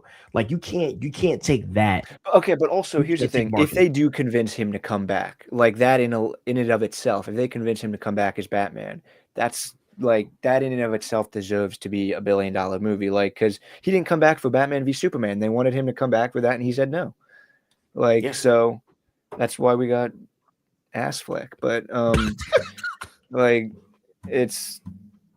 But I still think, like, I mean, yeah, we haven't seen the movie yet, so like, maybe I'm hating too much for a movie that hasn't come out yet. But like, actually, I know I'm hating too much for a movie that hasn't come out yet. But I still think I still think there I mean, was. bro, it's fair. I mean, it's fair. It's like you have a fair opinion. I'm just saying that, like, I just like not everything's going to be perfect because they messed up so hard, and that's what I'm saying. Like, I understand how you're feeling, but like this, like, and I'm telling you, bro. Carter could attest. I have spent years, and y'all could go on the previous podcast episode. I have spent years thinking this through. This is the only without making it, without delaying it and wasting, because you can't delay it because people don't care anymore. This is the only option. I'm telling you, this is if they delay it, people aren't going to watch it. The only option is you make the most ambitious movie that you can and try your best to end the story the best way you can, and you restart. That is the only way this works without doing what the DCU did, because and this is just like comics in the DC world, and like. And in DC Comics and Carter, you're reading it too. They reboot a lot, bro. There's DC Rebirth. Yeah. There's absolute. It's just 1,000 DCs with Marvel. I get it, but Marvel like I prides also think themselves on this, and they've built and if you've built the trust equity with your fans, why not leverage that to not like instead of just saying like, hey, everything's canceled, this is just brand new, you actually make a narrative fit of why it happened. I think it's never been done before to this degree, number one, and I think it's freaking awesome. I mean, yeah, I get that, but like at the same time, it's like then it's just rushed. Like there's never been in the 100% past, like, rush. 100%. This is absolutely, and so I don't think it's going to they be have no as choice, strong. Bro. I get it. When you make these booty movies, when you give us when Ant-Man beats Kang the Conqueror, you got to bring Dr. Doom. Yeah. All right. Yeah. Like, that was a just diabolical, intro for Kang. All right. Just kidding. Now, Carter, I know you have to go, but Supergirl is the next one, so I'm gonna let you crash out. Okay. So, Supergirl, boom. Supergirl is the next movie up here, and we might not get to all these, so I might, after we get through DC. I'm just going to skip to the ones that I know that me and Cola both love equally because I don't want to have you up here all night. So how do you feel about Supergirl? It should not be a movie at all. Supergirl, if you're going to make that a movie, you should have made it a movie like later on down the years. Like it should be a movie like maybe 10 years down the line. I don't know why we're worried about Supergirl. Like the only reason I would think we should be worried about Supergirl is if we were going to do like, if he was planning on doing like some sort of like injustice type tie into this or something like that. But like, there's no point in Supergirl being in the DCU right now. We need to be worrying about Batman. We need to be worried about, Green Lantern is having his own show. So, I mean, oh well. We need to be worried about Martian Manhunter, which in my opinion will probably be in Superman Man of Tomorrow. We need to be worried about Wonder Woman. Why do we have a Supergirl movie before a Wonder Woman movie? Like, can we please like I just need James Gunn to focus on heroes that actually mean something and not heroes that are C-list heroes that people could really care less if they're in the DCU or not. Like, I don't think you're ever gonna run into somebody that's gonna be like, "Yo, is Supergirl being in DCU before Batman? That's what we needed." Like, no one's gonna say that, bro. Like, people, if someone said Wonder Woman, then I'd be like, okay, I can see that a little bit. But like, why do we not have anything on Batman Brave and the Bold yet? Like, we don't know anything about that movie that's coming out. It's supposed to be coming out next year, but we don't have a casting for it yet. No one's talked about filming for it yet. No one's talked about anything for it yet. We have no talks about a Wonder Woman movie possibly coming out because she's supposedly supposed to be in Superman Man of Tomorrow. Like, we don't know anything about these Justice League characters, and I'm telling you right now, they try and put these Justice League characters in these F-tier movies that they're getting ready to put out this year. I am going to crash out. I said it earlier. I'm going to skip ahead. If they put Batman in Clayface, I am literally going to be so pissed because Batman should not be in a Clayface movie. I don't care. I understand he's a Clayface villain, but at the same time, Batman should not be in a Clayface movie because Batman should have his own movie. Clayface should not have his own movie. No one, bro, like out of all the characters of Batman that you have their own movie for, why did you give it the Clayface? I'd much rather see a sticking Two-Face, sticking TV show, or I don't know, like Hush. Like, I don't care. Why'd you give us Clayface as a movie? I don't like, dude, come on. James Gunn needs to do better going forward with DCU. It's just so bad. The only way Supergirl is good, and I've said it before, is if he does Lobo right and if he brings back the same humor he did for Guardians, because it's just basically a Guardians movie with different characters. That's the only way Supergirl does well. Besides that, James Gunn needs to get it together, and he needs to start doing better at DC because he is selling me horribly with no Batman, no Wonder Woman, a Green Lantern TV show, and no Martian Manhunter so far. He needs to just do better, and he needs to lock in, and somebody needs to lock him in a room until he can get things right. Crash out. Bro is mad. Yeah, bro. Because Bro is DC's my favorite mad. universe, but it's like Bro is it's like it's mad. been messed up for like years, like literal years. Like, And how is that James Gunn's fault? That's not James. That's blame Zack Because he was- Snyder. No, because he was supposed to come into start creating DC films to make them better. And We actually you had don't think promise he with is? James Gunn. You I don't mean, think to you be don't, honest with you, Superman was one of my favorite movies last year. But at the same time, when you're putting out Supergirl, Creature Commandos, you put out a singing Bat Fam movie that looks like some random regular show, like I don't even know, Robot Chicken type show. Like, bro, like what are we doing? You put out Supergirl, a Lanterns TV show, and you're putting out a Clayface movie. For what? It makes zero sense. to build the universe. What are we building off of a Clayface movie? The villains? Okay, the only Villains other than heroes. if he makes Clayface an anti-hero like Sony did with Venom, I will be mad. But if it's an actual like villain origin story or something like that, then I think it'll be good. And I think they definitely will tease Batman in that for sure. But the reason why Marvel did so well is because they put out the A-list heroes first before they put out these randoms. I'm Like, pretty sure bro. Iron Man was not an A-list hero before his movie came out. I'm pretty sure he was like a B or C tier. I'm pretty sure like he was not that popular in the comics. I would Pretty say sure. otherwise. I would definitely. Okay, what say about Guardians otherwise. though? Like Guardians, no one heard about Guardians until Yeah, James and Gunn Guardians made it. came out years after they started the MCU. So then what's wrong with doing like starting the opposite way, like building out, because everyone knows Batman, everyone knows Green Lantern, everyone knows Wonder Woman. Because Okay. Batman, Superman, and Wonder Woman are the trinity of DC. But I think but we've seen those time and time again, so he's given us new characters. He's building- I think all three of us already agreed that we have not gotten a good Batman. No. So he's going to rush it? No, I think he's going to take What do his you mean? time. Question: You know Is how- it rushing if he just tells the people that he's paying write me a Batman movie? Is that rushing? That he's what? I said, is it rushing if he tells the people that he pays a salary, hey, write me a Batman movie? It's not rushing, bro, technically, right? I mean, look, Supergirl, By the way, the picture that they just posted of her, great. She looks just like Supergirl. It's amazing. Millie Alcock is a great actress. I'm a big fan. Big fan of her since House of the Dragon. She's just other really good projects that I haven't watched. I won't watch. I don't them. think this movie will do good, but Yeah, this movie don't do bad. I mean, yeah, oh, and, absolutely. and there's already articles that are dropping to save face that like Supergirl. And look, I heard it was cheaply made, so hopefully they don't take too big of a hit. But this is a reckless move, man. This is not the risk that you need to take. I thought they should have focused on the Trinity. That's just my opinion. You do Supergirl, Batman, Wonder Woman, then maybe like a Flash, do a Green Lantern movie, something like that, and then you go into the Justice League, and then you used that peak to set up your team. Then you use your character, then you bring in side characters like the Bat Family, or I think the Bat Family should have been in Batman in the first Batman movie, but you get what I'm saying.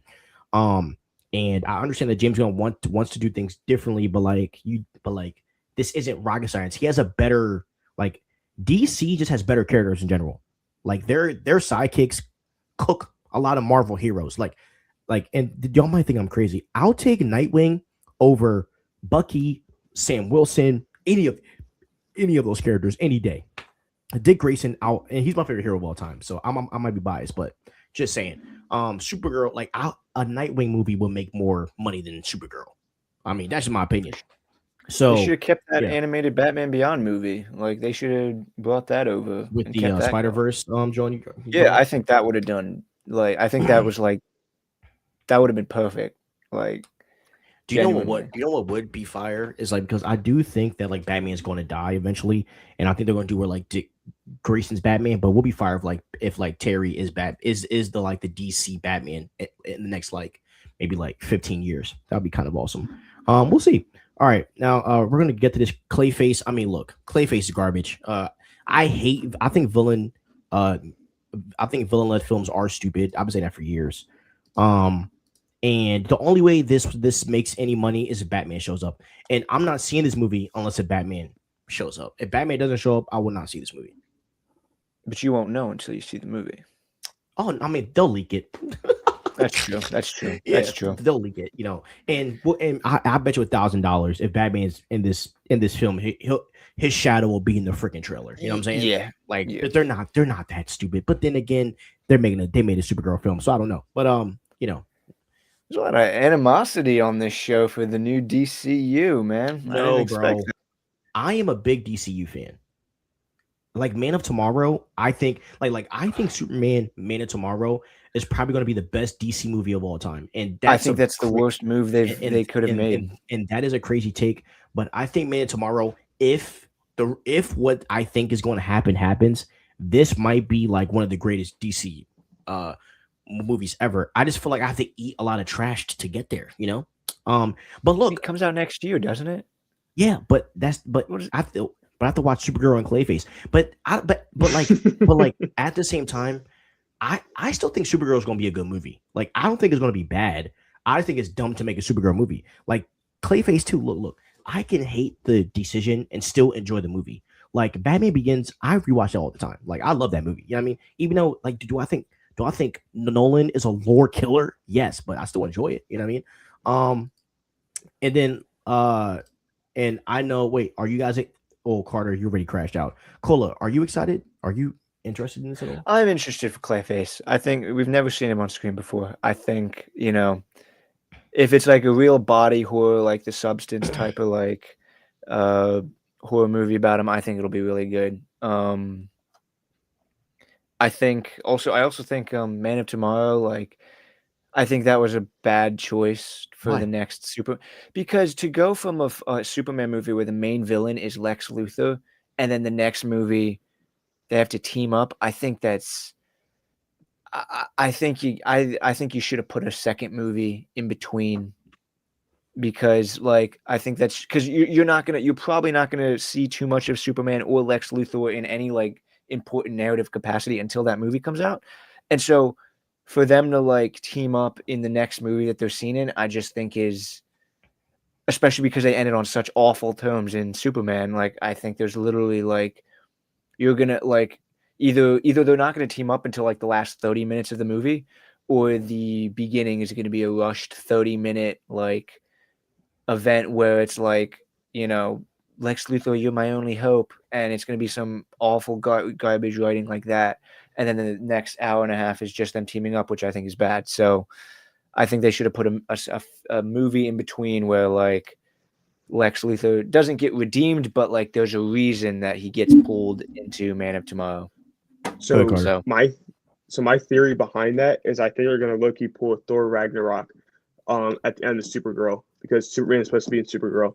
So remember how it ended Thor Ragnarok? It was like Thor and Loki and some other characters ended up fighting Thanos on, I forget what the planet was, but Well, it was on the ship. or yeah. And I think it's going to be kind of like a Thor Ragnarok, but because the main villain in Superman Man of Tomorrow is Brainiac. So I think we are going to get a sneak peek of Martian Manhunter in that, in the post credit scene, and we are going to get Superman as well. And it is going to be this whole like thing like where we're going to see them like basically like meet up basically, and he sees Brainiac, he's destroying Mars and all that. And then at the beginning of the Superman movie, he basically has to go back and he's like, the only person here that has the ability to help me is Lex Luthor. Yeah. Now, let me add on to this, Carter. Cola, this is the what if I have about Superman Man of Tomorrow. So James Gunn said that a big inspiration is the animated, the DCAU, and in particular the Justice League movie. I do believe, if the castings are correct, this will be a soft launch Justice League movie. Wonder Woman is being rumored to be casting this. They're casting as we speak, allegedly. And I think if she's in it, Batman might possibly be in it, or like another hero. Like I can see I can see Aaron Pierre pop up in here, something like that. The theory that I have about Lex, though, I think so. In the animated, Lex and Brainiac, they became one, so they combined. So like Brainiac needed a host to bond to, and he bonded with Lex Luthor. So I believe that behind the scenes, Lex might be working with Superman, but just to get out of jail. But in reality, I think he's trying to try to control Brainiac, and then when he tries to get control of Brainiac ends up bonding with Lex. And I think this makes Lex a Justice League threat, which launches us into the Justice League era. And that's what, and so I think like if we do get a Brave and the Bold, everything's going to point towards this fighting of Brainiac. So that's what I think this is set up for. And I only say that because James Gunn said that like his inspiration is that Justice League DC animated thing. So I don't think it's as, but then again, I might be too optimistic, but I don't think everything's as face value, you know what I mean, as it comes off the scene. Like Lex and Superman teaming up, that's super square. Like I would hate that. I really would hate that. So yeah, hopefully it's something like that, because like Lex is the kind of character, he always has some weird motivation behind the scenes, because he's a gooner. He's a gooner. Okay. Lanterns, my most anticipated project of the year for DC. Aaron Pierre, Kyle Chandler. At its best, fans will think this is beautiful. We will see space. We will see them in their suits, and Netflix will give them $100 million and we'll get the greatest show of all time. At its worst, it's too realistic and they don't dive into the alien stuff. And fans hate it. I think Green Lanterns is one of those, their lore is so strong, they could be their own universe by itself. They don't need the DC to show that they're good. So we just got to see what happens. I wasn't impressed with the teaser. So how about you guys? I mean, we're supposed to be getting I don't think I think we're going to definitely dive into like the more like supernatural parts of it, because I'm pretty sure there was like a rumor about like we're supposed to get like the Squirrel Green Lantern. Sinestro's in this too, which makes it more, which shows that, which means we are going to get something. Yeah. So I mean, yeah, we should. I think like your downfall like point of it, I think it's very far from it actually happening. At least you would hope. But I mean, let's be real here. I mean, people have definitely disappointed us in the past with stuff like this. So, I mean, I don't know. Let's hope that it goes more the supernatural route of it, because I'm getting tired of like the grounded stuff. I think the Batman Part 2 should be like the last like grounded like superhero like where there's like nobody there that has powers, or like they're trying to like make it like too like realistic type deal. Like I think we need to start getting more like supernatural things happening, more like make it actual like superhero-y. Like let's get some weird things happening in this stuff. Like I'm perfectly fine like if they went full lanterns with this. Like just like the Jeff John comics. Like perfectly fine with it if they did. Yeah. How about you, Cola?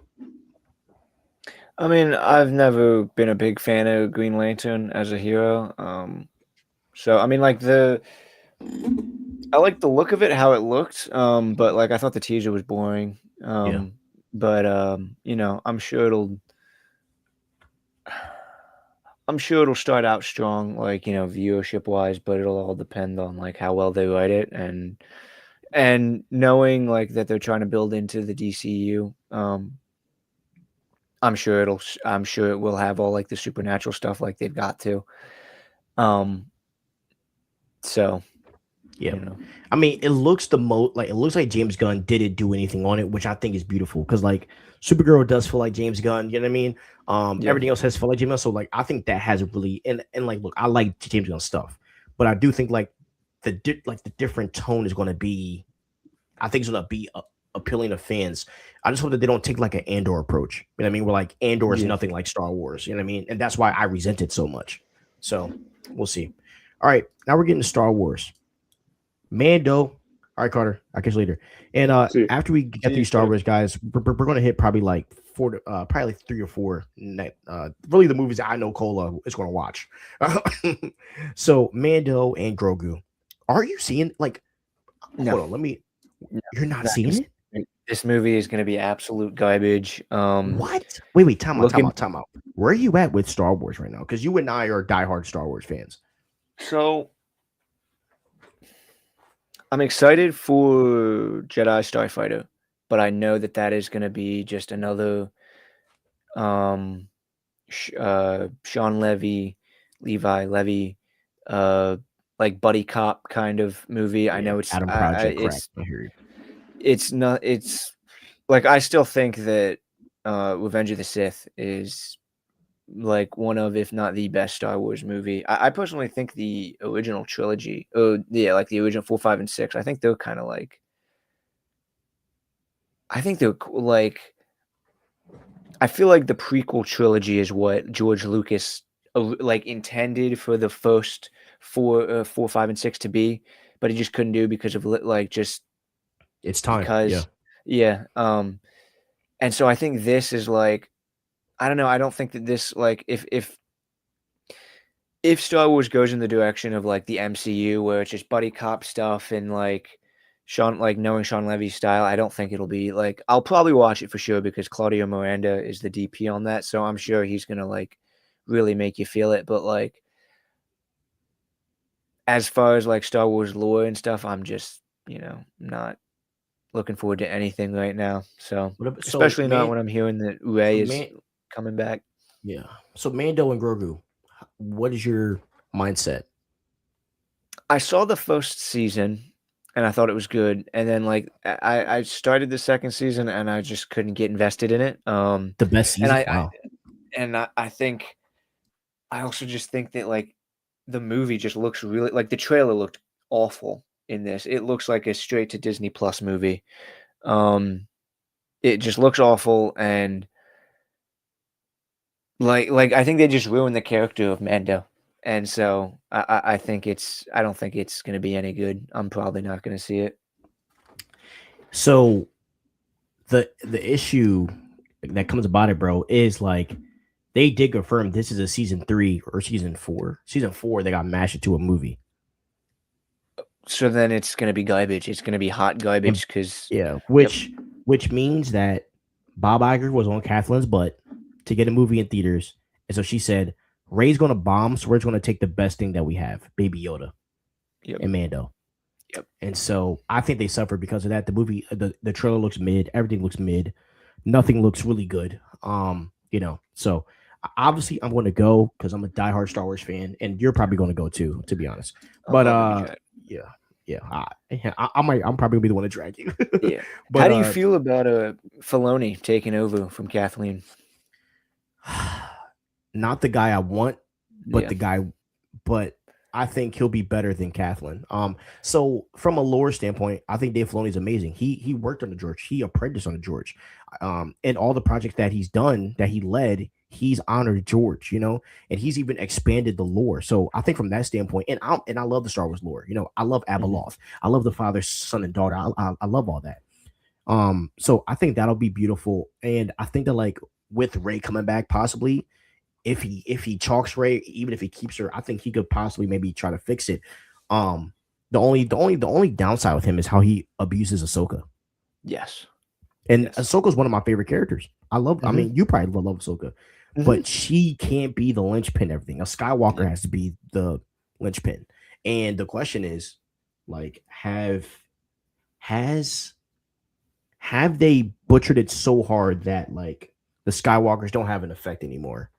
And I think so, that's the $1 million question. But if I was him, I would just do the EU. That's what I would do. Well, here's the thing. Even like Rey isn't even a real Skywalker, so like, yes, I wouldn't count her. I mean, yeah. So it's like I you're would saying bring that back like Ben Solo. Skywalker has to be the center of everything. Like, where are they going to pull that at? They're going to Ben have Solo. to be I mean, like, so there was a movie that they proposed that Adam Driver signed on to was the Hunt for Ben Solo. That he needs to be the linchpin. And I think Rey, like, and I don't think Rey's a bad character. Like I actually enjoyed Rey at first. Yeah. And honestly, I think The Last Jedi is one of I think is one of the best concepts ever created for Star Wars. It just didn't pan out the best in movie form. Like I like the idea of Luke Skywalker like getting scared and changing as a character, because like that's a character, and a lot of people say like that's not Luke, but I'm like, that's a character regression. That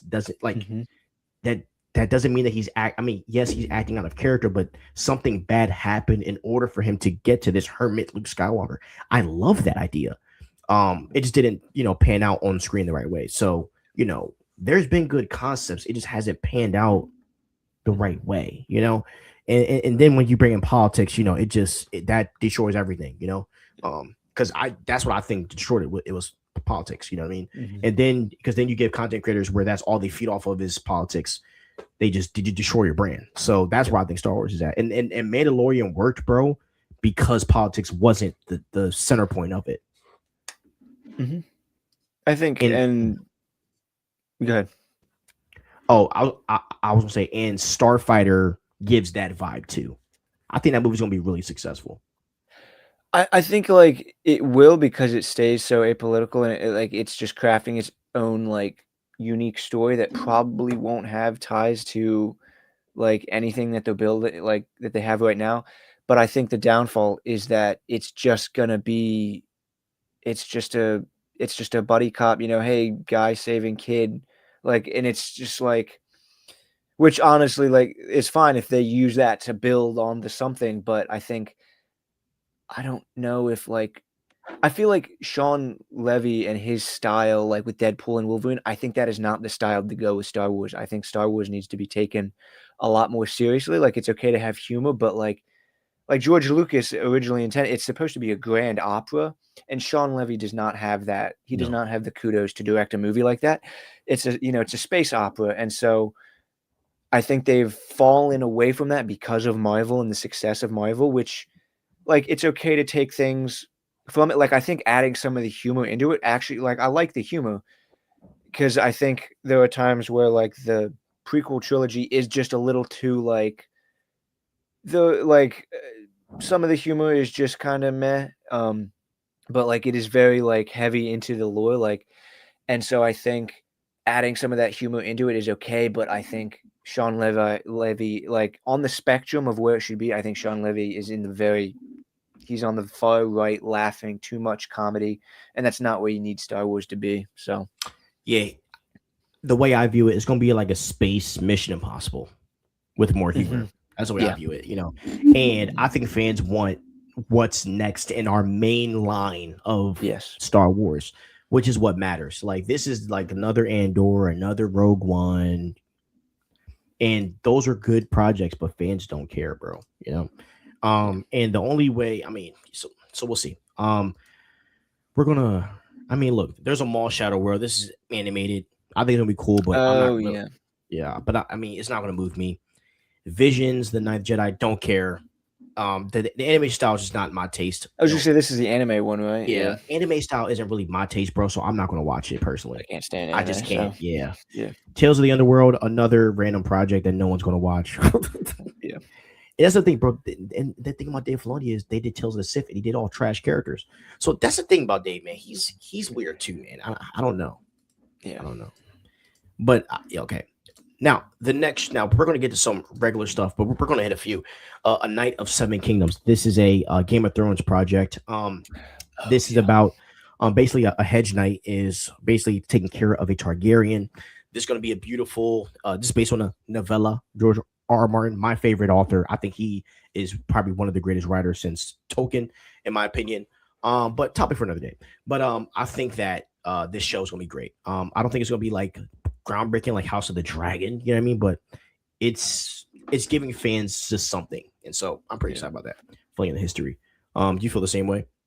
Yeah, I've only watched I think like the first 3 seasons of Game of Thrones. But like I'm sure like this will do. I think it's good that they're building out like the Game of Thrones universe, like, and it's not like these big shows, it's like these little things. And like I've read like the Game of Thrones book and I thought it was pretty good. So like I'll probably like come around to watching this as well. So yeah. Invincible. Have you watched that? I have not. You will love this. You will love this. Season 4 is going to be dope. Really happy to see Mark come back. Adam Eve, it seems like she's pregnant, so we'll have to see what happens with that. And we're going to be getting Thrag. Is it like The Boys just like animated? No. But like I mean like that level of just kind of like violence, yes. Yeah. Okay. But they don't play around. Like it's not a joke. You know what I mean? Like it's not for games though. Like no one's really joking around. And if they are, like they're just idiots. Like it's no joke. Like I got you. Watching them is stressful because anyone can die at any moment. Right. Like no one's on the table. Like everyone's on the table except the main character, Mark. Yeah. But anyone can die at any given moment. Next project, Michael. I put this up there because you reposted the trailer when it first dropped. Did you like did you like it? I thought it was decent. Like, I mean, I'm not like a Michael Jackson super fan, but like, I like his music obviously. And I think this is just an Oscar bait movie. I really do. Like it's also 2 parts, which is also like, I don't think we've ever seen that for a biopic. A biopic, other than like when the Beatles movies comes out, which is like just 4 separate movies. But like, yeah, I think like I'll probably go see this, but I think it's just Oscar bait. I feel like biopics at this point are just Oscar bait for just the sake of, using a famous character and or a famous person rather, and just, getting the rights to use their music and, win an Oscar. Definitely doing $1 billion in a weekend. Them and the Beatles. Absolutely. I do not doubt it. I think this will. I could see it like being like a top 10 grossing movie. I could see that happening. Yeah, 100%. Probably your most anticipated movie of the year, The Odyssey. How are you feeling about The Odyssey and what Nolan is doing? Like, because I know you've been tapped in because you and I talk almost every day, but I also see things you post. How do you feel about that, bro? I'm excited for this one. Mainly just because like he's got like so many like high tier actors in this, which he always does in his movies. But like this one, I just feel like I honestly think like Oppenheimer was kind of like it was okay, but I think this one, especially because he's leaning into like the mythology of the Odyssey, I think this is probably going to be his best movie because this is definitely something in the realm that he's never touched before. Because he likes to keep everything grounded, which, people sometimes think is like a weakness of his, but I'm excited for this one. Like, I think it's going to be great.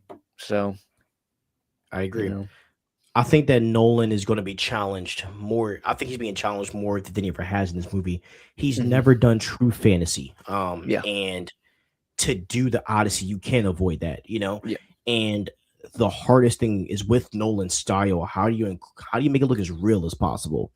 And so I think that we are most likely going to see the greatest VFX of all time.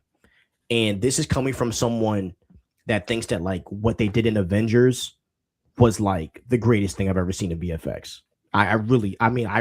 The way that Thanos looked was actually insane. When he punches you, it looks freaking real. Like I've never seen VFX that good. Nolan might top that in this movie. Just being real. And if he does, Marvel Studios pay him $100 million to make something. I'm just saying. I'm being serious. Give him something. Like if he can pull this off, James Gunn or Marvel Studios, y'all gotta get this man in the room and just make sure he doesn't kill Lord. But I'm excited about the cast. I hope that Nolan keeps doing stuff like this. I like this theme of him taking all of these big actors and kind of like humbling them in a way, because they're all coming in super humble, obviously. And I like having Tom Holland, John Bernthal, Matt Damon as the main, Anne Hathaway. Oh, I love me some Anne Hathaway and characters like that. I'm really excited to see what they're going to do. But this is probably going to be. I mean, Avengers Doomsday is obviously my number one, but I think this will be the best movie of the year. As in, like, if we were talking about if we're talking about everything all around, this is the best movie of the year, 100%. Yeah, and like, go ahead. Now go ahead, bro. I was just say like bringing in like Tom Holland. I'm excited for that part because like I don't think Tom Holland's had a good movie outside of the Marvel universe, and so like. And he's like wanted to get out of like the Marvel universe for a while, and like none of those movies have really done well for him.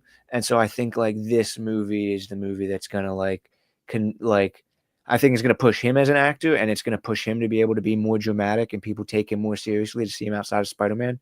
That's what I'm hoping. So that's like that's what I'm most excited for, to see Tom Holland outside of something that pushes him. So yeah. I hope that Chalamet gets in a Nolan film too. That would be a crazy collaboration. Absolutely. I think that Chalamet is really good. He just for some reason keeps getting with bad directors. That's how I feel. Like Chalamet, I feel like Chalamet. I feel like in a lot of Chalamet movies he shines, but then no one else does, other than obviously Dune. But I feel like I think Dune is honestly his weakest. I think Dune is his weakest. I think he shined in Dune 2, bro. Like Timothy played low key, and then when it was time for him to like turn it on, he did. But like Marty Supreme, because I watched it. Great. It's great, but to me, it felt like I don't like when one character. I don't like when one guy has to carry the movie on their own. I don't know. What are you talking about, bro? Kevin O'Leary was great in that. This was actually like, I haven't seen a lot of Gwyneth Paltrow movies. I've seen her in, what was it? She was good. Emma? Was it Emma? I think it's Emma that she was in. I've seen her in that. She was good. Obviously, Marvel is not hard to be good in, but like this movie, she actually was like really good in this. And I think Emma was good, and Tyler, he was shockingly. Oh, he was good. He was actually like, he fit very well. He did not seem out of place at all. I don't know. I just wasn't a fan of the writing and all that, bro. It's just a little too. I don't know. I was expecting something a little deeper, bro. Like from the trailers, like obviously it looked all fun, but I was coming in expecting like kind of like a little bit of a deeper. I don't know. I was expecting like like the way that like my phone fell. Sorry, and I think Oppenheimer is like so glazed and overrated. But like the way that they dove into Oppenheimer, that's what I was expecting with Marty Supreme. Maybe that's too much of high hopes. You know what I mean? Yeah. I mean, is it Josh? Yeah, it's Josh Safdie. So like, I mean, it would have been nice to break into more of the psyche of him, but I think that's the whole thing. That's why you can't, because there is no depth to him. There is no depth to Marty. It's just all he does is he wants to win. He wants to be the number one, and like when that's his main focus, what else can you throw at him? Like literally, he was having everything thrown. Like his uncle was gonna arrest him. All this. He got kicked out of the world championship, but his entire thing was, I just want to be the greatest. So there's literally, that's it. It's like, what do you do with a immovable force, sort of like an impossible force, right? You can't really stop that from happening. Very fair. Very fair, Cola. Very fair. All right, and then we're just gonna skip these and do the last one because it's 2 hours. Dune Part 3, Doomsday. How do you feel about Dune Part 3? To be honest with you, like I thought the first movie was like obviously the cinematography was great. I guess the Filler. writing was great, but like it was kind of a snooze fest. I think the most exciting part of Dune Part 2 was Fade. Wait, was it Fade? Austin Butler's character, whatever his character was, I think was the best part. And the fight scene at the end was like decent, but other than that, like I think they're long and slow and boring, which matches Frank Herbert's like tone in the books. Like he's very drawn out and stuff. But like I'm more excited for Denis Villeneuve to start on James Bond. Like I'm more excited to see what he's gonna do with that. Like, And if Callum Turner is James Bond, bro, I'll be so that's gonna be awful. Are you serious? You're not. That's gonna be awful. Who do you want as Bond? I don't know, but not him. What? I don't think he has the new well, yeah, I don't think he has the Bond like coolness down. You know, like it all depends on how like Denis Villeneuve takes See that. this Bond. He hasn't really had a role to show that he had that much aura. That's true, but I also think he's also a little too young. He looks a little too like How old is young. Callum? I don't know. I think he's like probably in his like late 30s. He's 30, or late he's old. 20s. He's 35, bro. Oh, he's yeah. There's no way he's. I think he just looks too young. He could be, you know. I mean, Tom Holland's like 30, Yeah. but he looks, you know, like 21 or something. But like, I don't think he has the. You know, I would rather take like Idris Elba. Have you seen Masters of the Air? Mm-mm. That's the project that sold me on him. When I first heard that he was rumored as Bond, I watched it. It's a Oh, actually, no. I watched like a few episodes before I even heard about him, and I was like, "Yo," because I remember I first saw him in Fantastic Beasts, and I was like, "Yo, this guy's good." And then it's a limited series called Masters of the Air. Really good project. That might sell you on him. Oh, I do remember seeing a. Oh yeah, the one with Austin Butler. Yes, that might sell you. That might sell you on Bond. Just saying, I would give that a watch. But okay, back to Dune. This is gonna be a 20-year gap, a 20-year speed up, or a 20-year what's the word? Time jump. And and look, it makes sense if you guys know the Dune story. Yeah. Basically like genocide to the highest degree. I think Dune 2 might be the peak. I don't know. For sure. Dune Part 2 might be the peak because after Dune 3, and they have to stop here because after it sucks because Frank doesn't write any more, and then it sucks. I think his son takes the books after he dies, and then it becomes a slugfest of just weirdism. But Dune 2 might have been the peak. They're dumb for putting this out on the same day as Doomsday. Dumb.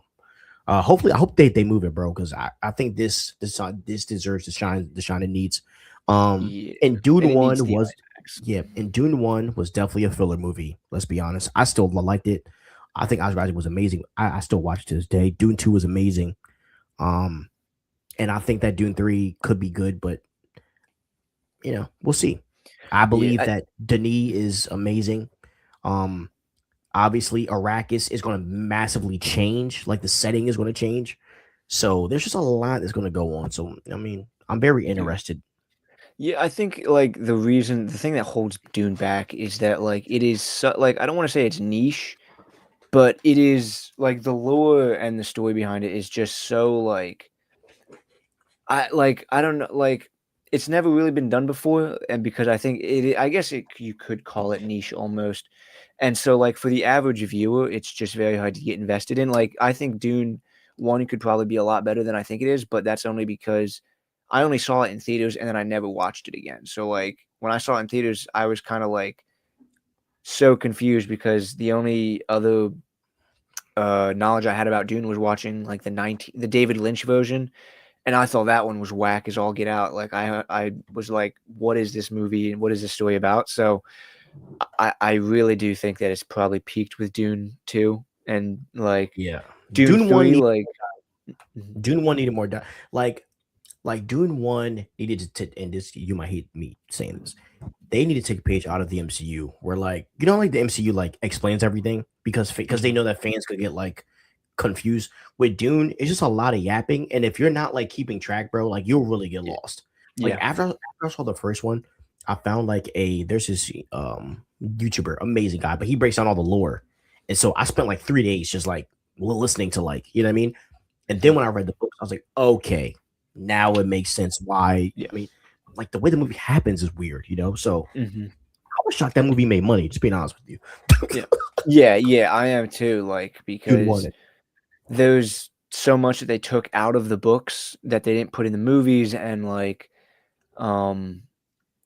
That's yeah, it's also the just weird thing about Dune 2. Zendaya's character, she's supposed to be with him, and she's Yeah. not there. Mhm. So does he get her back? Or Yeah, there's a lot of like things that Denis changed for who knows what reason. Like obviously some of it was compressing it to make the story make more sense, or just like to cut it out for time. But like from like the whole love, like Paul's like love interest, like all of that is now like kind of whack, and like his Yeah. sister, that timeline's also now like very different. So Taylor Joy, it's like it's a lot. And Zendaya's character is supposed to have his kids, so I'm like, what the? Who knows, bro? Who knows? well, there was also a bunch of who was it? Oh, like I guess the Baron, like he cut a lot of stuff about because like the Baron, I believe in the book is like he does stuff to kids, I'm pretty sure. Yeah, And so like obviously you have to cut that, but like you don't really see any like other than like, oh hey, the Baron is the evil person, like other than the fact that you're told that, you don't really understand why people hate him. yeah. And so like I think there's a lot of stuff that like unless you know the story, like it's just things are happening and you just have to watch it, you know. And Denis' So- style, because it prioritizes like environment over dialogue, Mhm. kind of like the wrong movie to do that in. I feel like Yes. James Bond, you can get away with that because like there's not a lot to James Bond, like honestly, you know what I mean? So you Mhm. can prioritize environment over character, but with something like this, you need like a Feige coded Yeah. type of for guy sure. to be able to direct the lore because Dune is deep as heck. Yes. So, Mhm. but all right, guys, we're gonna end the show here. Hope you guys enjoyed me and my boy Cole here talking about movies. I'm gonna definitely get him on more, man. To talk some movies because I really enjoyed, bro. Just talking, bro. Yeah. It was good. Hope you guys enjoyed the show. Please like, subscribe, and ring the notification bell. I'm gonna put out some clips tomorrow. Then we put out our Avengers Doomsday conversation because I feel like with the way Cola feels, a lot of you guys feel, but like a lot of you guys can't really like explain it or put it into words. So I feel like it was a very productive conversation. But I will say this: the next time he's on, we are going to talk Dark Knight and just Yes. Christopher Nolan. But what I really want to talk about, bro, which we're going to get you on next month, is I know you and I were debating for a while about Star Wars versus Harry Potter. I told you that people love Harry Potter more than Star Wars. Your mind has changed. We need to dig deep into that, into like what changed your mind. So hope you guys enjoy that. Have a great day, y'all. Stay crispy and peace out. Yeah.